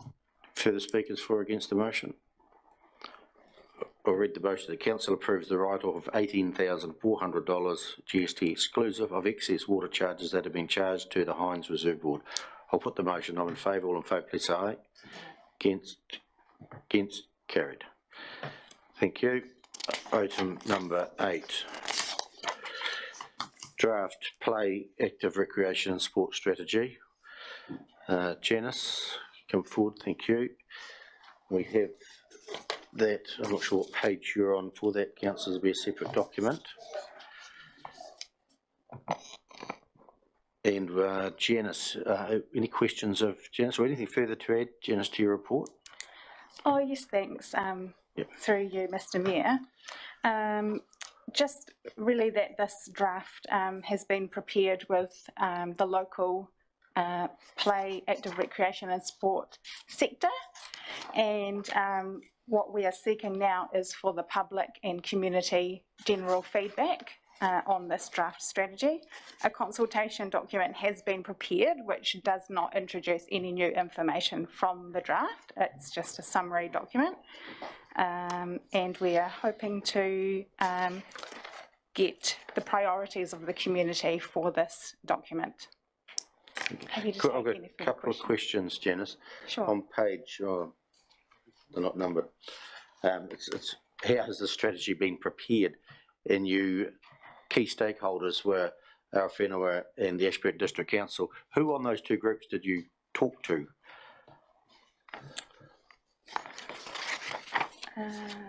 So we have spoken with, yes, Runanga regional sports organisations, so that included Sport Canterbury, Aoraki schools, including Ashburton College, We've been working very closely with the Community Services Group of Council and some other sports organisations such as Mid-Canterbury Rugby.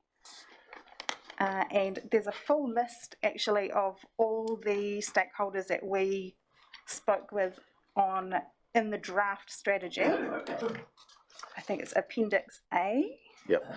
So within the council, with the people you want to talk to there, was that EA Networks?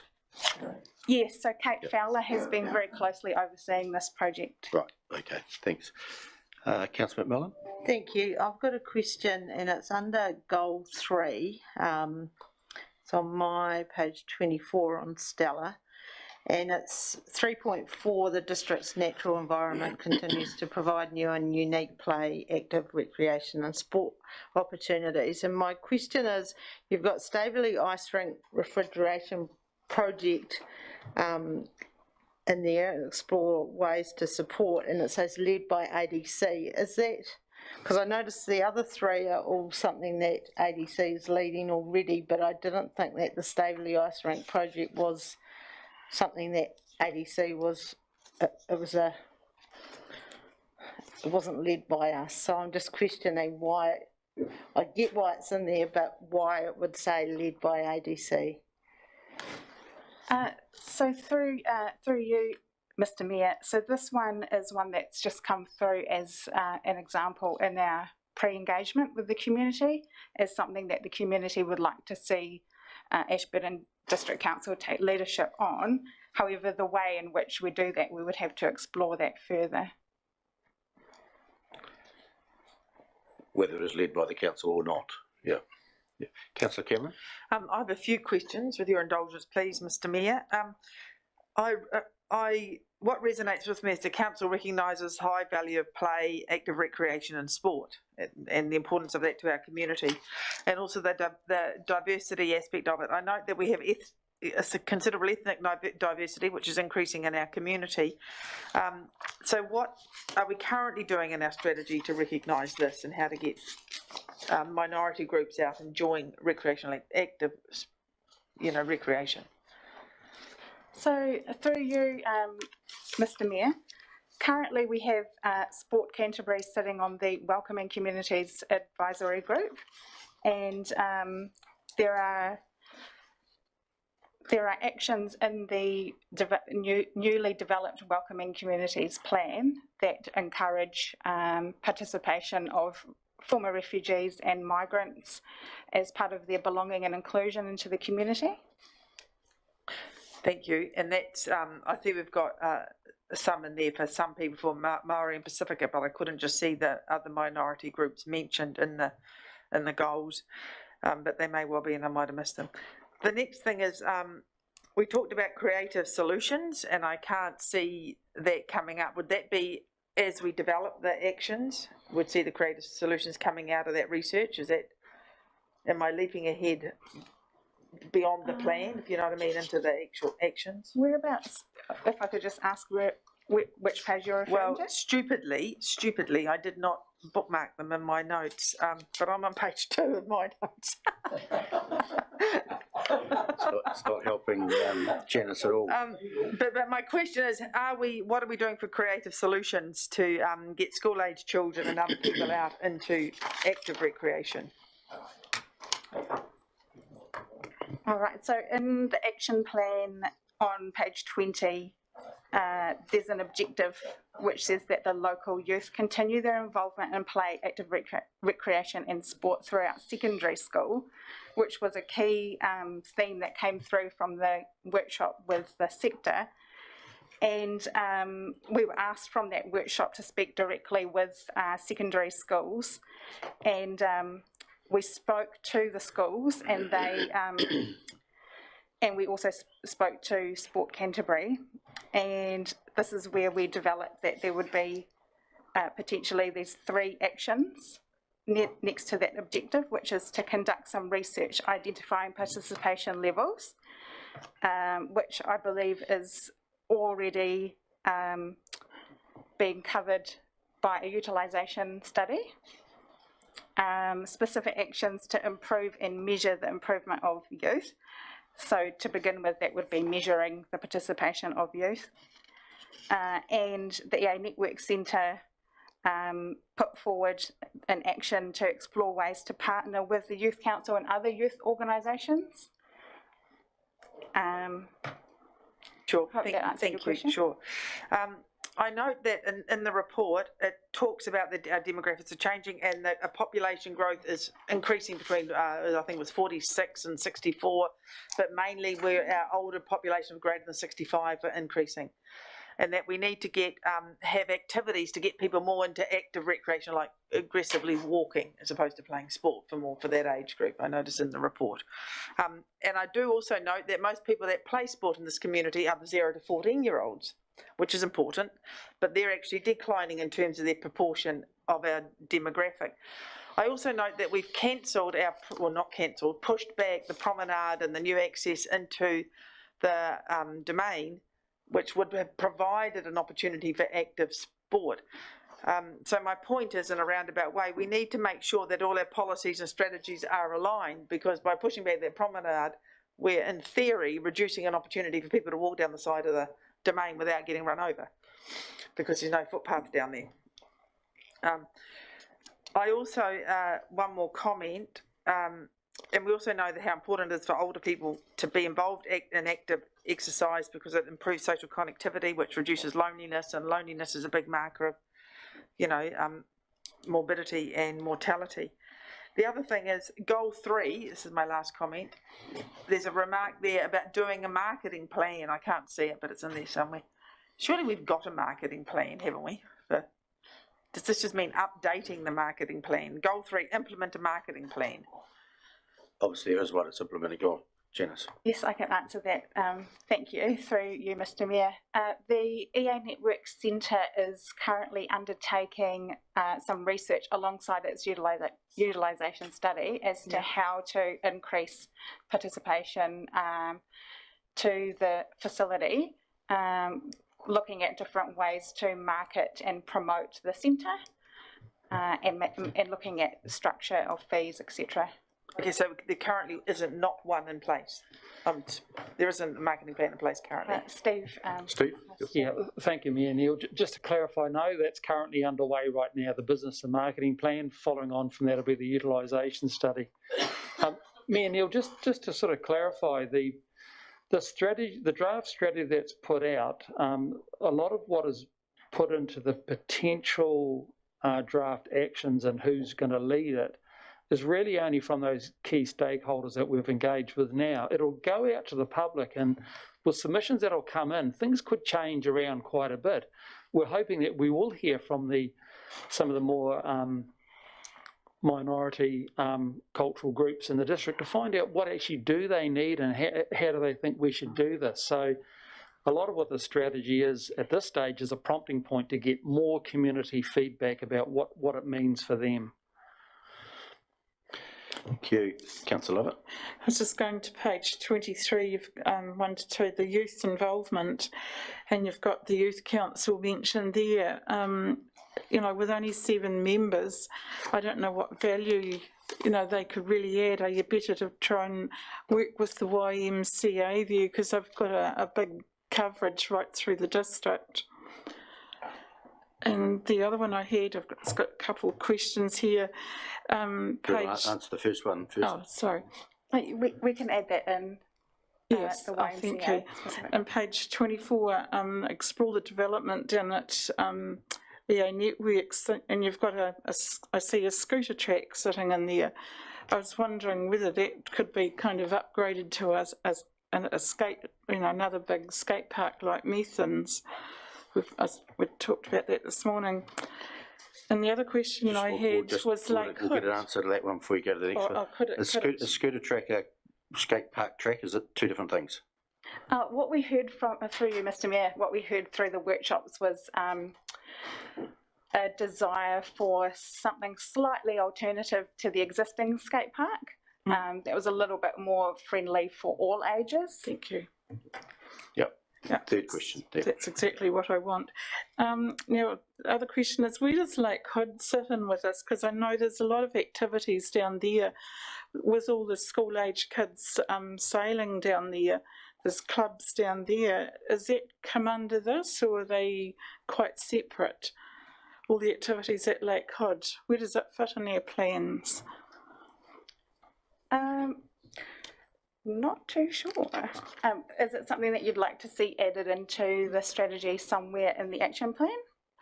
Or talk to them. Or yeah, I think we need to find out all the clubs, and because there is model boats, as sailing clubs, as you've got your canoeing and everything down there, and if that could be extended out through school programs, and that it would be great for some of the kids that don't like running on fields. Thank you. Through you, Mr. Mayor, we did reach out to the rowing club and the sailing clubs at Lake Hood. We didn't hear anything back, but we'll definitely reach out to them again for the second part of the consultation. Yeah, the Ashburton Rowing Club is mentioned in here as you've been talking to them. Councillor Ormson. Thank you. Just, my mask is quite thick. 2 questions, please. The first one is the title, the word play, at the beginning of this policy. To me, straight away, you think children playing. I know that, and the word play right through the draft policy doesn't come into the wording like the other 2 words in the title. And I wondered if play should be at the back end of the title, not at the beginning. It's just a thought, because to me play is little children. It's just a thought question around a thinking point.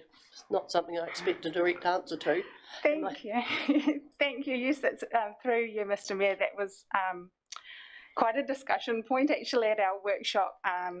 The previous strategy, or the previous iterations of the strategy were called physical activity or sport and recreation. And it came quite strongly through the sector that play, active recreation and sport was the order in which they would like the words to be, because it's seen as a pathway, which we'd quite like to show graphically in the final document if we can, it starts with play as a foundation, and that play isn't just for juvenile or younger people to participate in, but that it's a way to also improve participation of all age groups, to not just see physical activity as a structured, organised sport that can be more for fun and less pressure. So it was something that was laboured over in the workshop, but it's something that we can put out there again as a question. Oh, I'm pleased it's been well discussed. Now, my second comment, you might all laugh at this, in the draft on page 22, 3.2, community, this is in the objectives, community facilities, spaces and places to recreate are well promoted. And I wondered why the word recreate was in there. Roger gets it. Recreate. I think you've got the spelling just got quite right. Recreate, I think, is what we were going for. All I could see was recreate. Thank you. Thanks, Di. I looked at the play word as well, so I went to the old dictionary and said, what does play mean? And it's engage in activity for enjoyment and recreation rather than a serious or practical purpose. So, and yeah, which fits. Councillor Floon. Thank you, Mr. Mayor. A question of you, please. On page 3 of the appendix, with some words that you've written from the Mayor introducing this whole thing, can you just explain to me, please, 3rd paragraph down, these benefits are not just limited to those who play sport. Many people also participate from the sidelines and bleachers. What are bleachers? It's a very good question. Uncovered seating, Mr. Mayor. You also need to use the Oxford Dictionary. I can change the wording if you prefer. And also, under acknowledgements, I know they're very good and a very old cricket club, but the Coldstream Cricket Club are actually mentioned twice. Oh, thank you for that. Councillor Wilson. Thanks, Mr. Mayor. Go to the full document, item 3.2, community facilities. You go down to 3.22, consider marketing initiatives for open spaces and tourist destinations. I thought we were already doing that under tourism. And then you go to 3.3, explore the development of EA networks to enhance opportunities for extra recreation. 3.14, explore this, explore that, explore that. Where are we going to get all this money from? We're going to be exploring all these extra opportunities. Are they just words, or somebody's going to pick them up and say, our sport and recreation blueprint says we should explore expanding all the recreation facilities at the EA networks, but we've got no intention of doing that at the moment because we can't afford it. Yeah. Why are all these in there that we've got no intention of doing? It's in Appendix B, I think you might find it. Steve. Thank you, Mayor Neil. Look, a good question, but it's really about opportunities of looking at all of council's facilities where we have the opportunity to increase their usage. An example would be that when we're actually undertaking and exploring additional sport usage of EA Network Centre for, say, school groups or out-of-town sport events, we should be promoting the Tynwell Holiday Park at the same time, and potentially other private accommodation providers to maximise having people in the town. That's currently happening now, but I think through our economic development team and the community services team on a whole, we can even explore that further. Councillor Wilson, it just concerns me that we put in there that we're going to promote the extension of putting money into the, like we did originally, talking about rugby or whatever around the EA Network Centre. Somebody will pick that up and say, when is the council going to come up with the money to help us do that? We've got no intention of doing that at the moment, I didn't think. Councillor, yeah, I'm not sure there's an answer there, but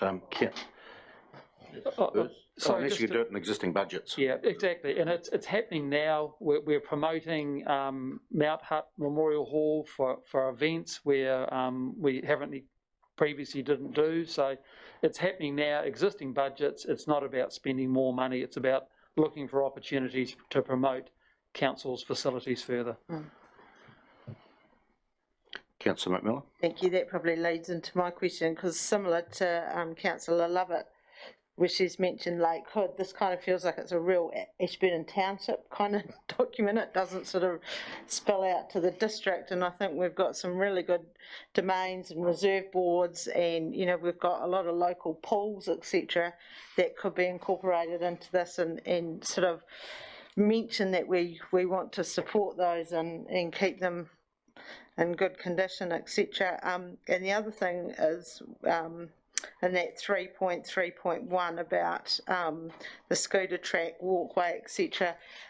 Safe Communities put in a submission to the LTP about having a bike skills park, and it's something that they've just kind of slowly been chatting to Neil McCann, etc. about, but it would be something where children could go and learn bike skills. But I've also seen in Christchurch they have a similar one, and the former refugees use it to learn their road rules, etc., because sometimes it's actually good to learn how to get around town on a bike first before you start driving. So that may be something that could be put in there as well.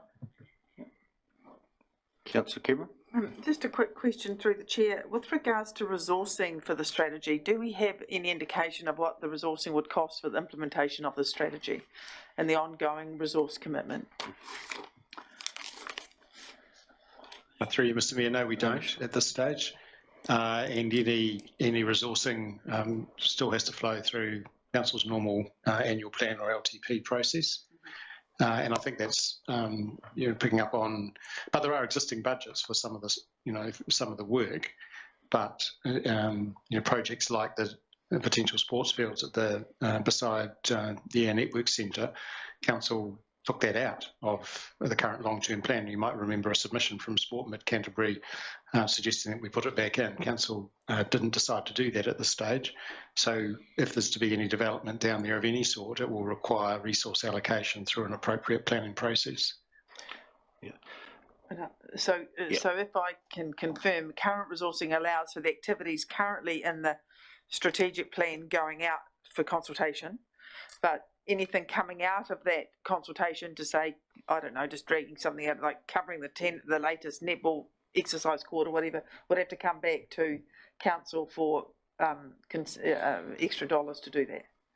Have I summarised that correctly? Through you, Mr. Mayor, certainly any major project, that is true.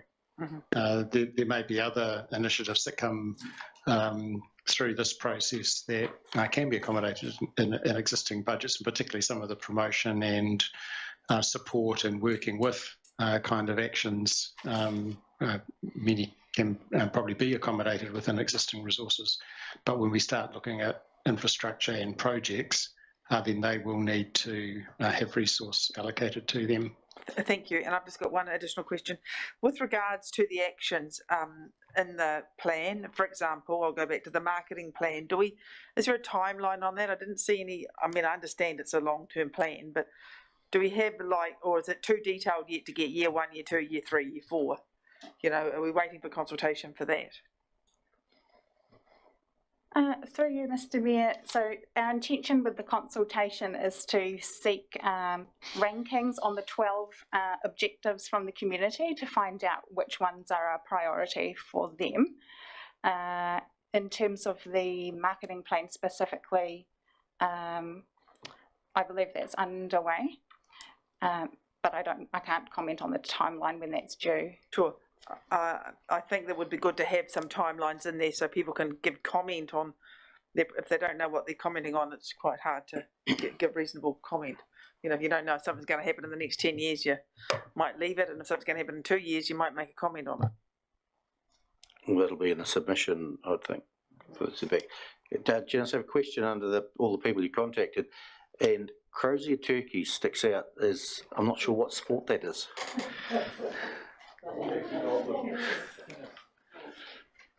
Yeah, I think it was tennis actually from tennis, memory. okay. We might be better to put tennis. Good idea.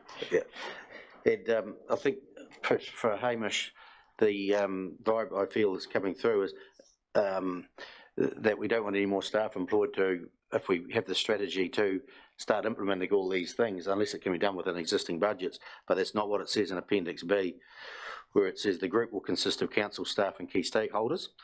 A council staff member to coordinate and take ownership of the strategy may be required.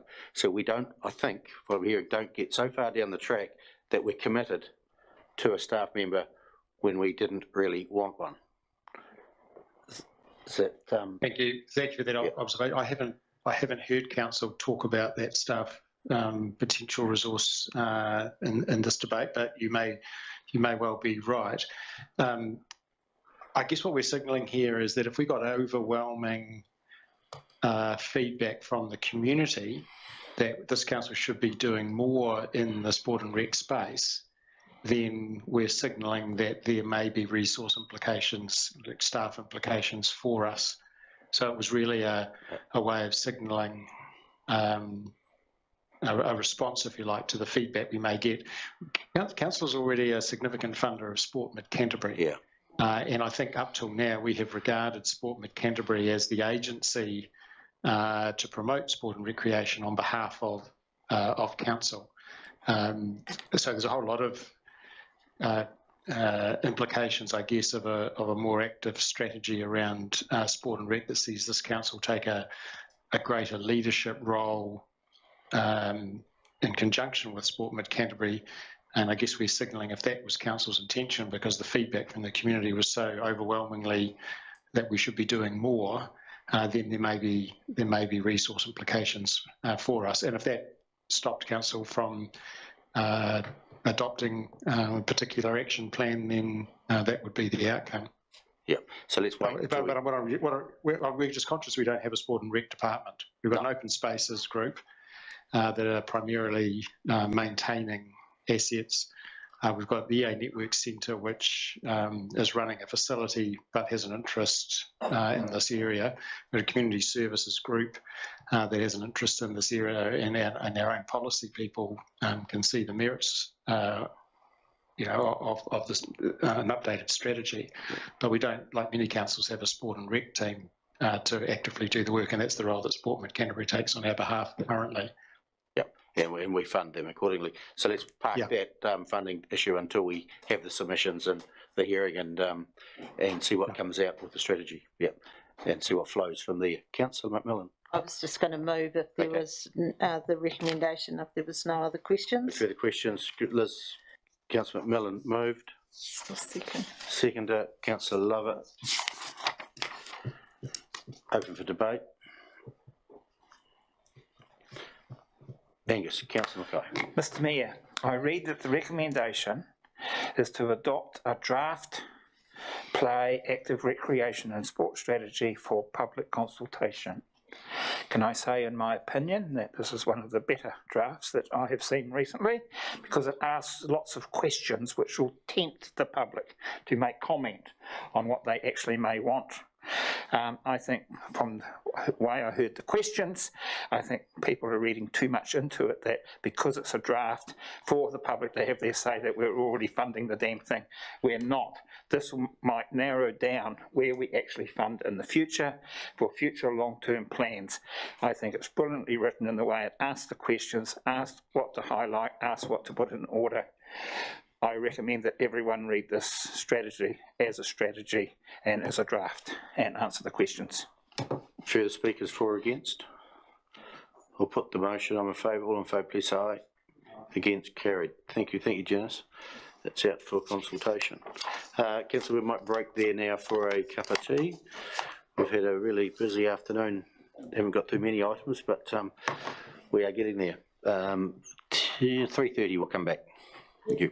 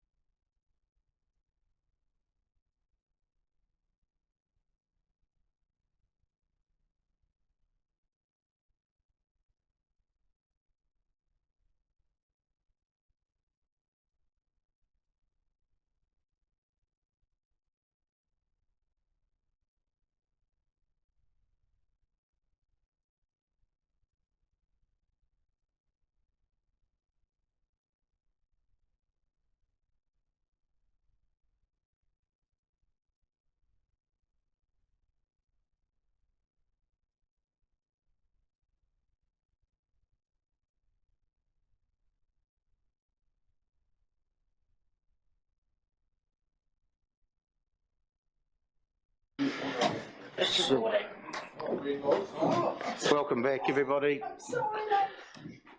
After your afternoon tea break, and our next item is item number 9, page 22, draft submission to MPI, managing exotic afforestation incentives, changes to the ETS.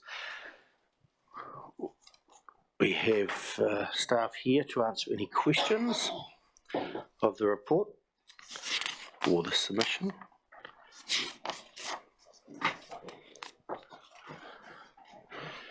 No questions?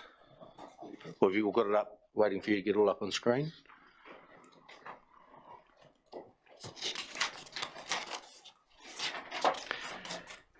Councillor Lovett.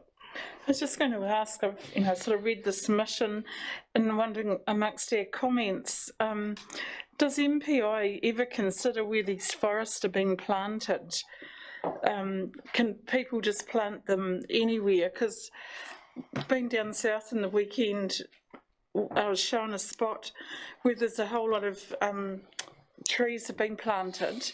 They're only about a foot high. And they're right in a pivotal view of, it's down in Five Rivers where two major rivers join. And that whole view, which the tourists stop and view, will disappear for good. And I'm thinking, we've got a lot of lovely views and stuff around the county. Can people just plant through this trees anywhere? Is there any rules or bounds, or can we add a comment? Because if they want tourism in this country and we're just going to plant everywhere, there's going to be a lot of beautiful views lost. Hamish?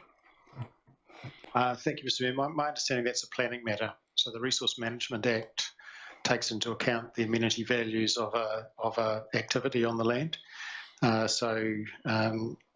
recall some significant issues around views on the Mackenzie Basin, which prevented farmers from being able to just plant wherever they liked because of the impact. So not so much an MPI issue, but the Resource Management Act does speak to the issue you raise. Councillor Cameron? I've just got two questions, please, through the Mayor. Are native trees or Indigenous forests better at carbon sequestration than exotic forests, or the 6-1 trees are trees sort of thing? Sorry, Councillor Cameron, you're asking, are they better at carbon sequestration? That's correct. Is one variety of tree, does it sequester more carbon than another tree? Essentially, a tree sequesters or locks up carbon as it grows.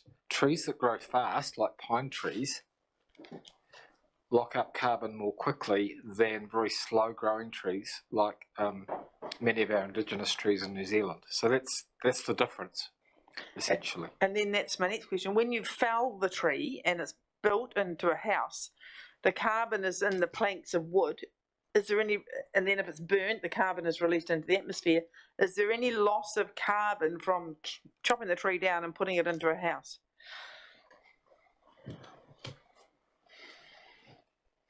You could answer that. Above my pay grade, I'd assume not, but I'm sure it's locked up, I would think.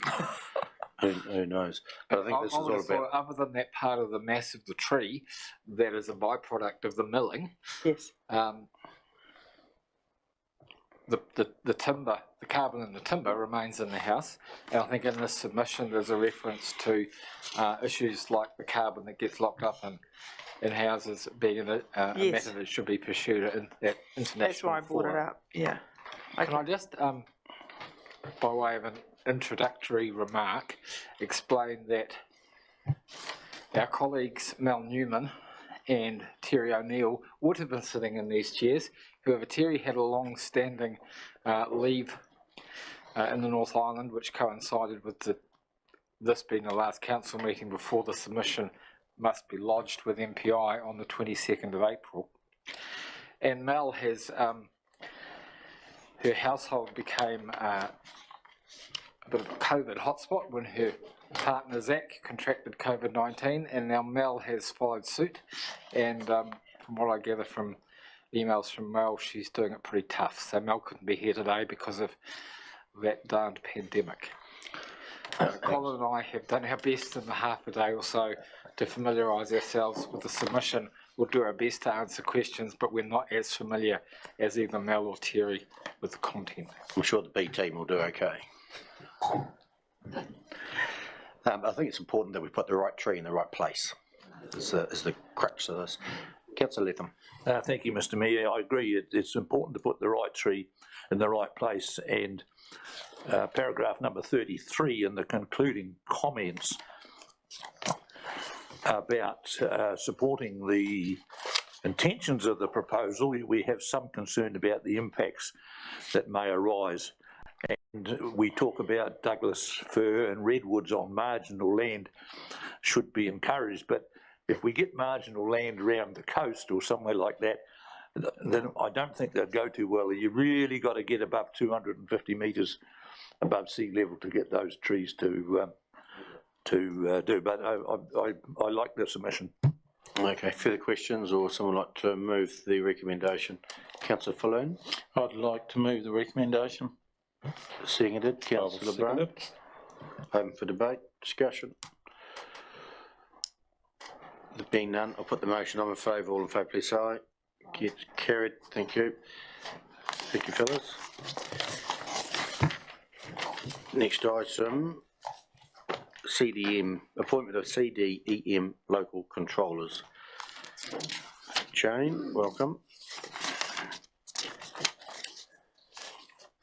Anything further to add? This report's quite self-explanatory, I think. Thanks, Mr. Mayor. Yeah, questions, councillors? Councillor McMillan. Who are the other, so we've got Jim Henderson and Terry O'Neill, so you'd have 4 in total. And is that enough for something similar to what we had in May last year with the floods? Well, for about the first 5 or 6 years that I worked here, we only had 1. So I'll be feeling pretty flush with 4.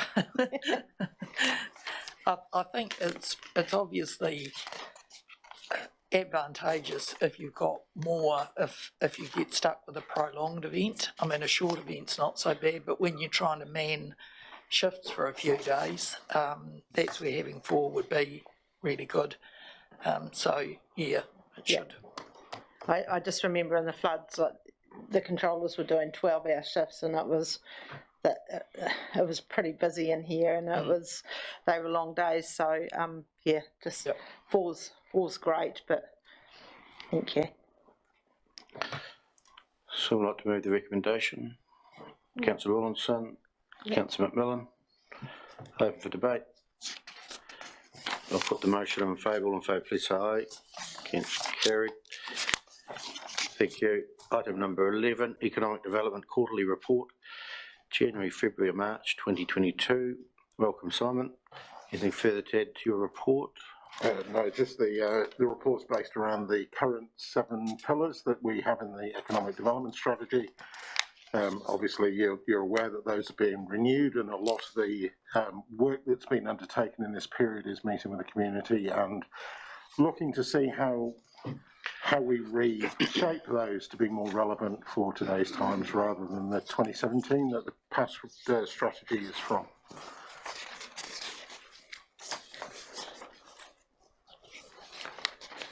Questions of Simon? Councillor Mackay. Thank you, Mr. Mayor. In the background, number 2. A number of investors. How many is a number? 1, 2, 5? We're roughly working with a dozen at the moment. Dozen, good, okay. Do any members of your team actually have an interest in any of the investor groups? No. So I'm the only one working with those investor groups. Thank you, that's good. Yep. Clears the air, good.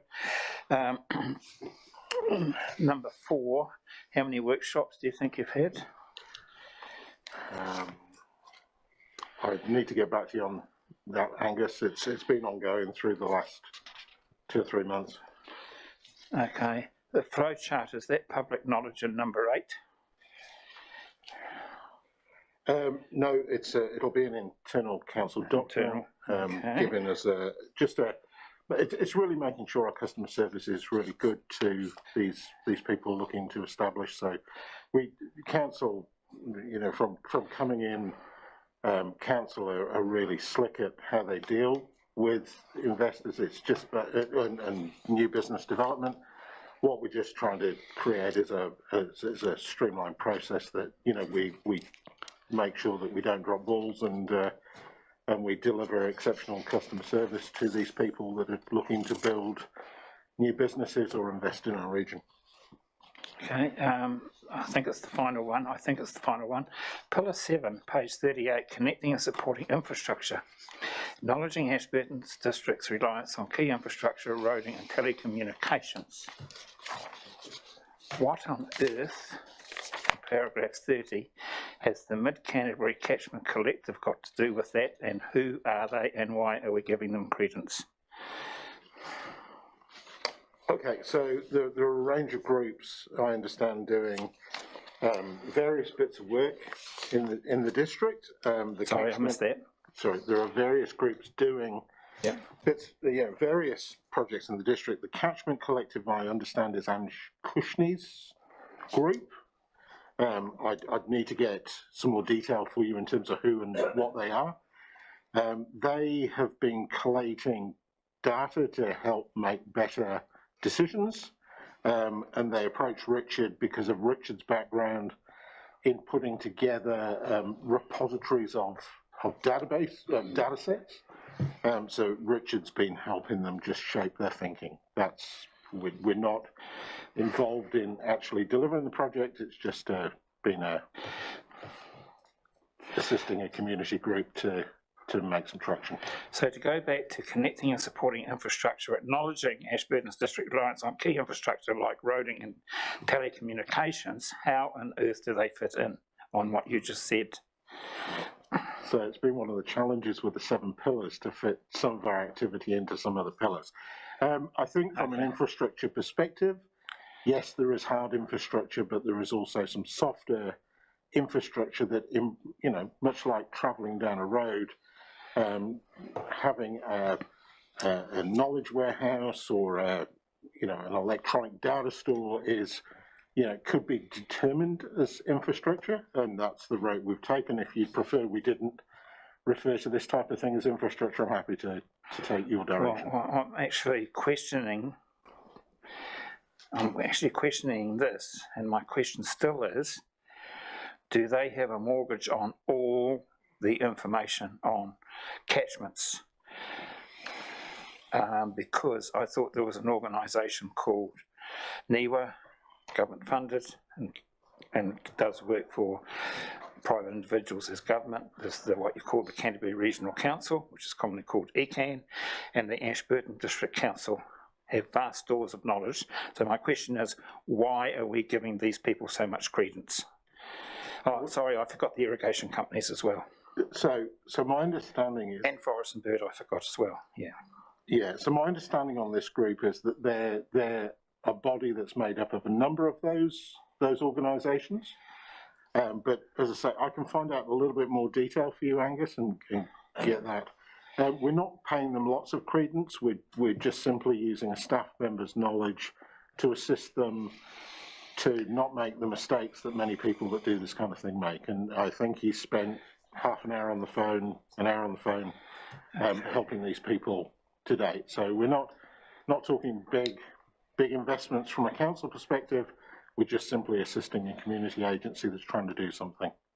And I don't think we're trying to replicate the work of NIWA or ECAN or anything like that. All we've done is we've provided some support given a staff member's experience and knowledge. Mr Mayor, question to you. May I please say that I'm very pleased with the answer, and I'd like to thank the staff member for his clarity and clarifying the situation, if I may ask you that, Mr Mayor. Yeah, I'll pass that on to him. Understood. Yeah, Councillor Cameron. Thank you, Mr Mayor. I'm looking at pillar 2, through the chair to the officer, placemaking and branding, and I'm delighted to see that you've established getting organised with the welcome to and from signs in the district. But my point comes from 2019, which is probably before the officer's time. Council made a recommendation that we measure the pedestrian activity in the town. I'd like to get an understanding of how you suggest we move forward with that and implement that now. Well, so if we wanted it, so I've had conversation with Councillor Cameron about some of the activity in town, and we have we've explored the measurement of spending, so tracking card spend as a proxy for spend in the retail and hospitality sectors, which we can do, and I'm having further discussions with Market View at the moment, who are the agency that collate that data from the bank information, and they've got a couple of really interesting tools that allows us to see spending flow, but also where spend comes from. So is it coming from Ashburton residents, or does it come from further afield, or does it come indeed, as we see the international markets open up again, we'll be able to track spending detail. So that's one way of doing it. That of course doesn't measure footfall per se, because it's measuring transactions and transaction values and agglomerated transaction values. I would imagine that Neil McCann. I have a suggestion, if I may, and to interrupt for a moment. You have people counters at the library and at the museum and in other EA networks. I'm assuming there's people counters that look at heads or some fancy sort of data analytics. Yep.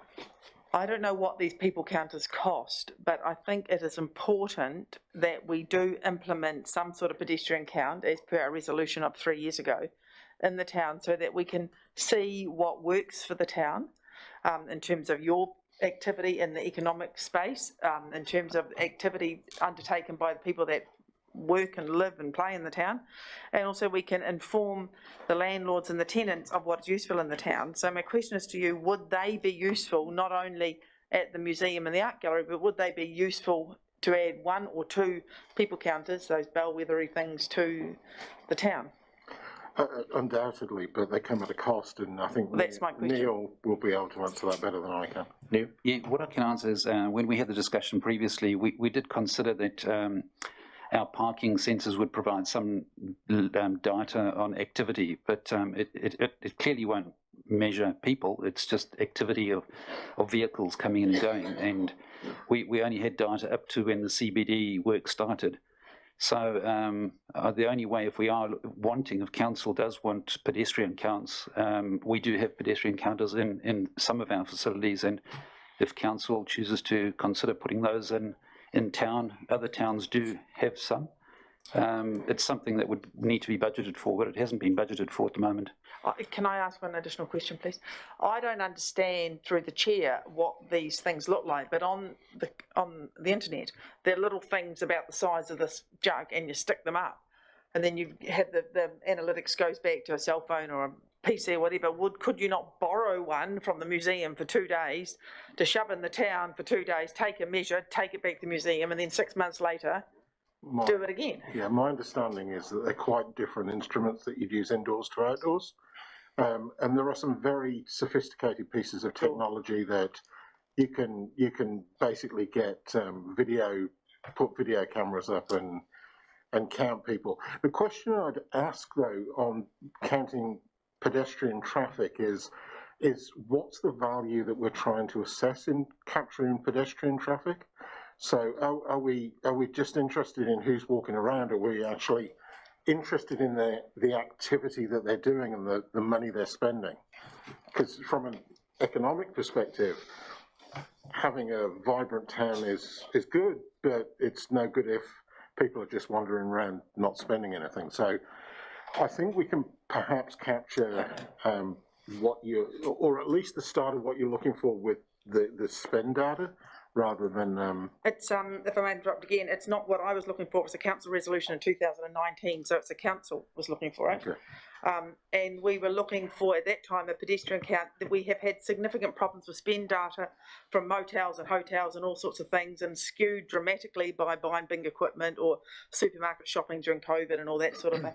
I think a crude thing like how many people are in town as a measure for a couple of days a year, consistently year after year, would inform a lot of people and would inform the council as to what projects they do that are useful and what are not useful, would inform the council with regards to the impact of new developments on the CBD or not, would inform the landlords as to whether it's worth rebuilding and pulling down the earthquake-prone buildings, and inform the tenants whether it's worth investing a lot of money to refit a store, to put another store in there. So I think it has various uses, and it's a very simple thing to do.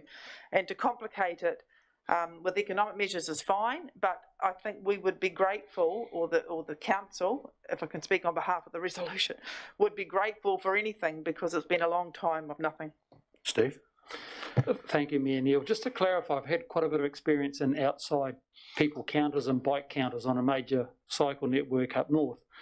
There are counters that can go outside. The challenge is the counters have to be in place 12 months of the year and have to be there for multiple years to be able to understand ebbs and flows and cycles and trending in history. They are reasonably expensive. They're running into several thousands of dollars. But the tricky thing for a CBD compared to a cycleway, walkway, public toilet is where do you place it? And what might be a strategic point for this year could be quite different to next year or next 6 months. But they do have to stay in place for multiple years to be able to capture that trend. So it is an idea, but you need to just tread carefully about where and how and the funding of it. The information we get from Infometrics on the spend in the CBD is probably the key thing for retailers, I think, as to how many dollars are flowing through the CBD or in the district. yeah, so we're not, Infometrics give us the whole of district spend, Yep. but it's not broken down any more granularly. So that's what we're talking to Market View at the moment about how we might get some more granular information that would give us some of that decision making. But maybe as a resolution to Councillor Cameron, I can talk to my colleagues at Christchurch City Council. I know they've got some of this technology embedded into the CBD up there, and I can come back with how it works and what cost options might be, because as Neil said, we don't have any budget for that kind of thing at the moment. Okay, good idea. Councillor Lovett. Number 22, the Resilient Business Project, that's the healthy farming and a healthy environment. Is that going to lead on to the government's, MPI's Smart Farming Digital Farms program? Is that where we're heading to? Another kind of conglomerate replacing systems we've got on farm to a government sort of basis system? So Resilient Business is leading quite quickly to us making an application to the Sustainable Farming Futures Fund. So this is this farmer-led approach that we're looking at, and you've heard through various workshops and reports how that's working. The funding doesn't come with expectations about we will do anything for government. What we do in the application is we say we're taking the farmer's view forwards, and we're saying this is what farmers would like to understand or do better. And one of the bits of feedback the farmers have given us is around the compliance for the paperwork and farm plans and how disjointed some of them are, in terms of you give some information to some bodies, and wouldn't it be great if there was a way of simplifying and consolidating that information into, you do for farmers, they do something once and they can use it for multiple entities. So there's a range of things that farmers are wanting to explore to then say to government, here's a better way, I think would be the way of framing it. It's not that government are going to set us KPIs that we've got to deliver on behalf. It's very much farmers are looking to get together to do things better. And I do have a concern if it's going to be government like MPI led, it's going to be another big government conglomerate. And a lot of farms, you know, we've all got to have farm advisors and work for firms, and they have, I guess, growing stuff, you have your different methods and ways, and you don't want all that put into a big massive system. And like Southland ended up being told when they can drill a crop or when they harvest. I said, yeah, I think we just got to be very careful in this space, because rules and regulations are just starting to bite. This is the cost. Not about government telling. So categorically, this is not about government going to be telling any farmer in mid-Canterbury what they can or can't do. This is about us working with farmers, working with farm groups, working with irrigation companies, putting forward what they think is a better way of working and trialling different approaches, which at the end of the funded period would mean that, you know, there was reports back to government saying, look, actually, have you considered this or this or this? Because we found that by farmers working together, as they currently do, with their bodies, with their support agencies, pulling all of that together and pushing it back to government, saying, look, here's a better way of doing it. That's what will either get funded or not. If government don't like the idea, they'll just knock us back and we won't get the funding. But this is very much about, you know, Richard has spent the last 3 months working with all the lead bodies, people who own farms and work in the industry today, working with the support agencies, working with the research companies, the irrigation companies, to really understand where they see the opportunities. And it's bringing all of those opportunities together and facilitating that coming together to hopefully mean that we safeguard, grow the industry here. We've got an amazing industry. We're looking to add value. We're certainly not looking to get it more regulated. That's utterly not the... I think this question's come up, but every time you give us a report, I think it's time for one-on-one to try, and Councillor Lovett and yourself, to nut it out, because it's not the first time we've had this question, and the answer's always the same, which is a good answer. So I think it's one-on-one time. Cool. Councillor Wilson. Thanks, Mr Mayor. Pillar 4, question, before we go into that, have you seen that the government put in 25 million into farm advisory services? So I hope we don't do the same thing that they're going to do. Everybody seems to want to tell farmers what to do at the moment.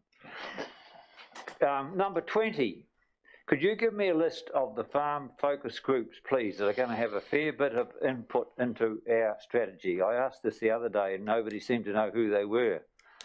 Somebody must know who they are, so I'd be interested to know who you're actually talking to, please. So I can't give you that here and now, Councillor Wilson. No. I mean, you can just email me who they are, please. We will let you know who's engaged with that. Those people are going to be different to the people who you asked about the other day who are on the advisory group. But I'll make sure when Richard's in tomorrow that we send a list through of. I'll be interested in both. We're selecting. I'll be interested in both groups, actually. Yeah, cool. Councillor Latham. Thank you, Mr Mayor. Through you, numbers 17 and 18 regarding the disconnect between the findings of climate change and how these climate change impacts are presented to the farmers, leading to a genuinely low engagement with the farmers. That concerns me. Is that because scientists are trying to impart the information in scientific language, or are they farmers dumb? I don't think they are. No. But, certainly farmers are not dumb. I think so this is work from the Agri Business Group, and this report will be shortly presented to Council, but as a bit of a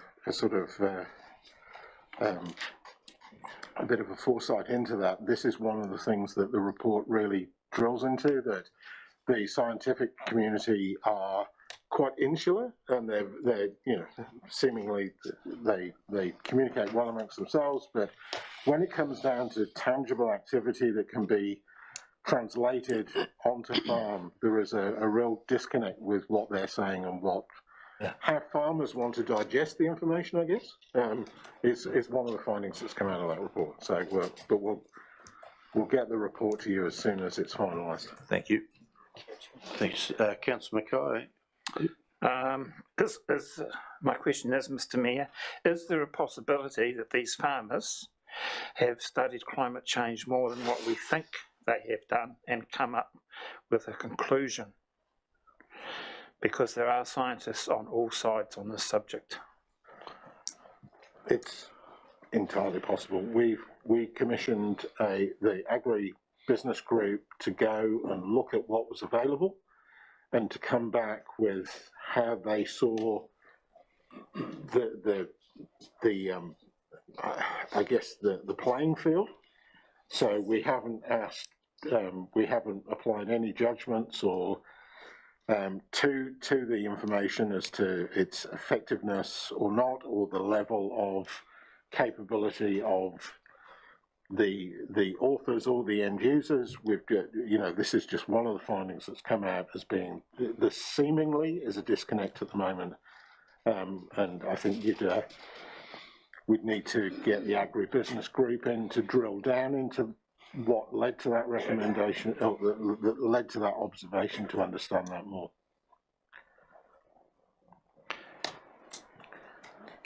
If there's no other questions, I'll move that we receive the quarterly update.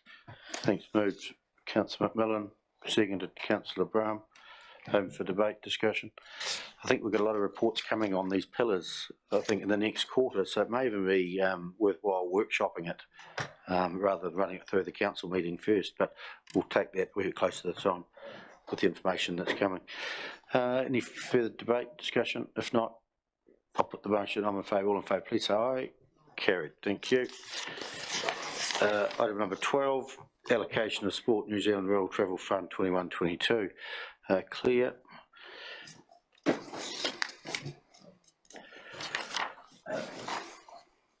Questions or anything further, Dad? Clear to your report? Councillor McMillan. Thank you. I've just got a question, and just on the two Mount Hutt College applications, and I see their recommendation is not what they've requested. Is it just because they haven't sort of calculated it right, and will they get a bit of feedback when you reply to them? I just noticed that every other one, what they've requested is what is being recommended, so I just wondered why. Through the chair, it's purely the sums, so they have a low number of players that have requested, so that they've requested funding for. So I've worked with Mount Hutt quite a lot this year due to the fact that they had lower numbers of applications last year, so I really did try and get a few more applications from Mount Hutt this year, but this is all that they could put through to me. And due to the fact that they have lower numbers in both of those teams, and that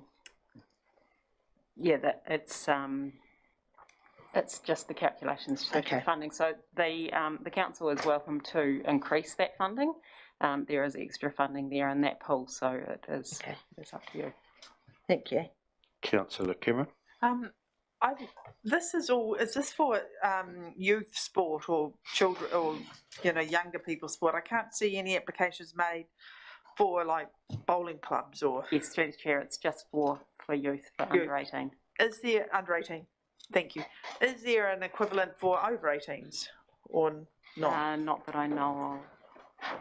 We just had the play, work, and whatever sports strategy, so that was interesting. This is government money that gets distributed. Have we had a committee in the past that's distributed this, or is it not? We haven't? Not since I've been here. Finance, was it? No. Where the Finance Committee looked after it, you think? Okay. Councillor Floon. Being no further questions, I'll move the recommendation. Second it. Councillor Brown, you're seconding? I do. Open for debate, discussion. Councillor I'm Wilson. just going to thank Claire for her explanation in there of how you allocate it, which made it a lot easier to understand. Thank you. Put the motion in favour. All in favour, please say aye. Gets carried. Thank you. Thanks, Claire. Page 1213, RSA road closure. I'd hope not. Reece, it's all straightforward. Any further to add? Nothing else further to add. The only reason it's been brought forward was because of the lack of public notification. They weren't too sure if it was going to proceed themselves, obviously with restrictions with COVID. So the notification period that we were given was less than required. So we had to process it under the Local Government Act, which requires obviously things to go to council, rather than doing it under the transport regulations. Councillor Mackay. I'll move the recommendation, Mr Mayor. Second up. Councillor Lovett. Have debate, discussion. If not, put the motion on in favour, please say aye. Gets carried. Thank you, Reece. Thank you very That much, was a lot easier. We have to stop meeting like this. Next item is number 15, Deputy Mayor's report. Anything to ask Liz on, or Liz, you want to add anything? No, I don't want to add anything. I just thought I'd give you an update on particularly the, I think it was the Waste Joint Committee regarding the something that came to council. I think it was either earlier this year or late last year about asking ECAN to be part of the group, and I just wanted to update you on that. So they there's been an email sent to ECAN and they've yet to reply, and we have our next meeting in August, so I think that's when we'll find out what's happening then. Councillor Mackay. I think the report's very good, Mr Mayor, but my question is, as an ECAN ratepayer, will I pay twice? I pay through the Ashburton District Council for the rates of my rubbish, and I pay through the ECAN because they're going to become a 25% funding partner. Have I got something wrong?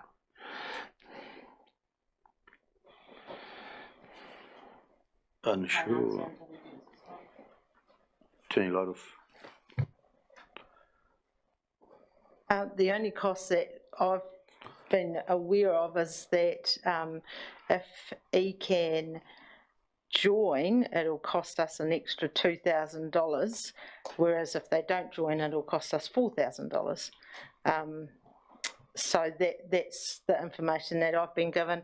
I'm also quite happy to send you through the minutes of the meeting, although actually the agenda is probably better to send through so that you can see all the recommendations, etc.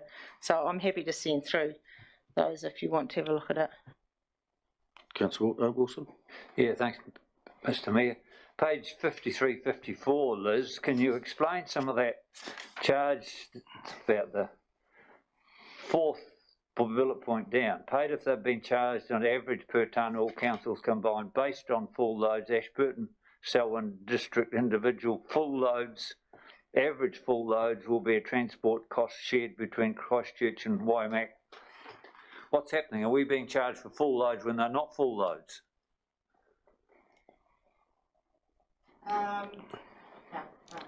Yeah, we used to be on that committee. You get charged for a full load. So when it leaves here, you should make sure it is full, because that's what you pay for. And I think we've had reporting in the past that the loads are always full. Yeah. Yeah. What about the one, Ashburton Selwyn, the difference? And then it says Christchurch and Waimak will be different. This gives cost equalisation across, because everyone pays the same, whether you live in Ashburton or whether you live in Horonuri, which is the dumps on their back doorstep, and it's all smoothed, so everyone pays the same. You're not disadvantaged because of distance.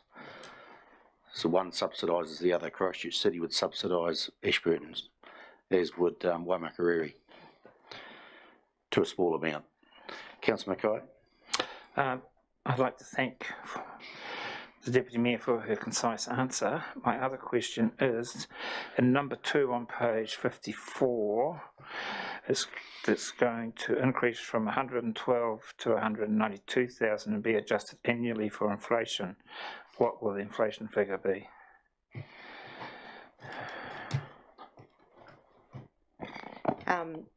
Hasn't been discussed. It hasn't been noted that I've seen. But again, I'll send through the agenda or minutes that had some of that information.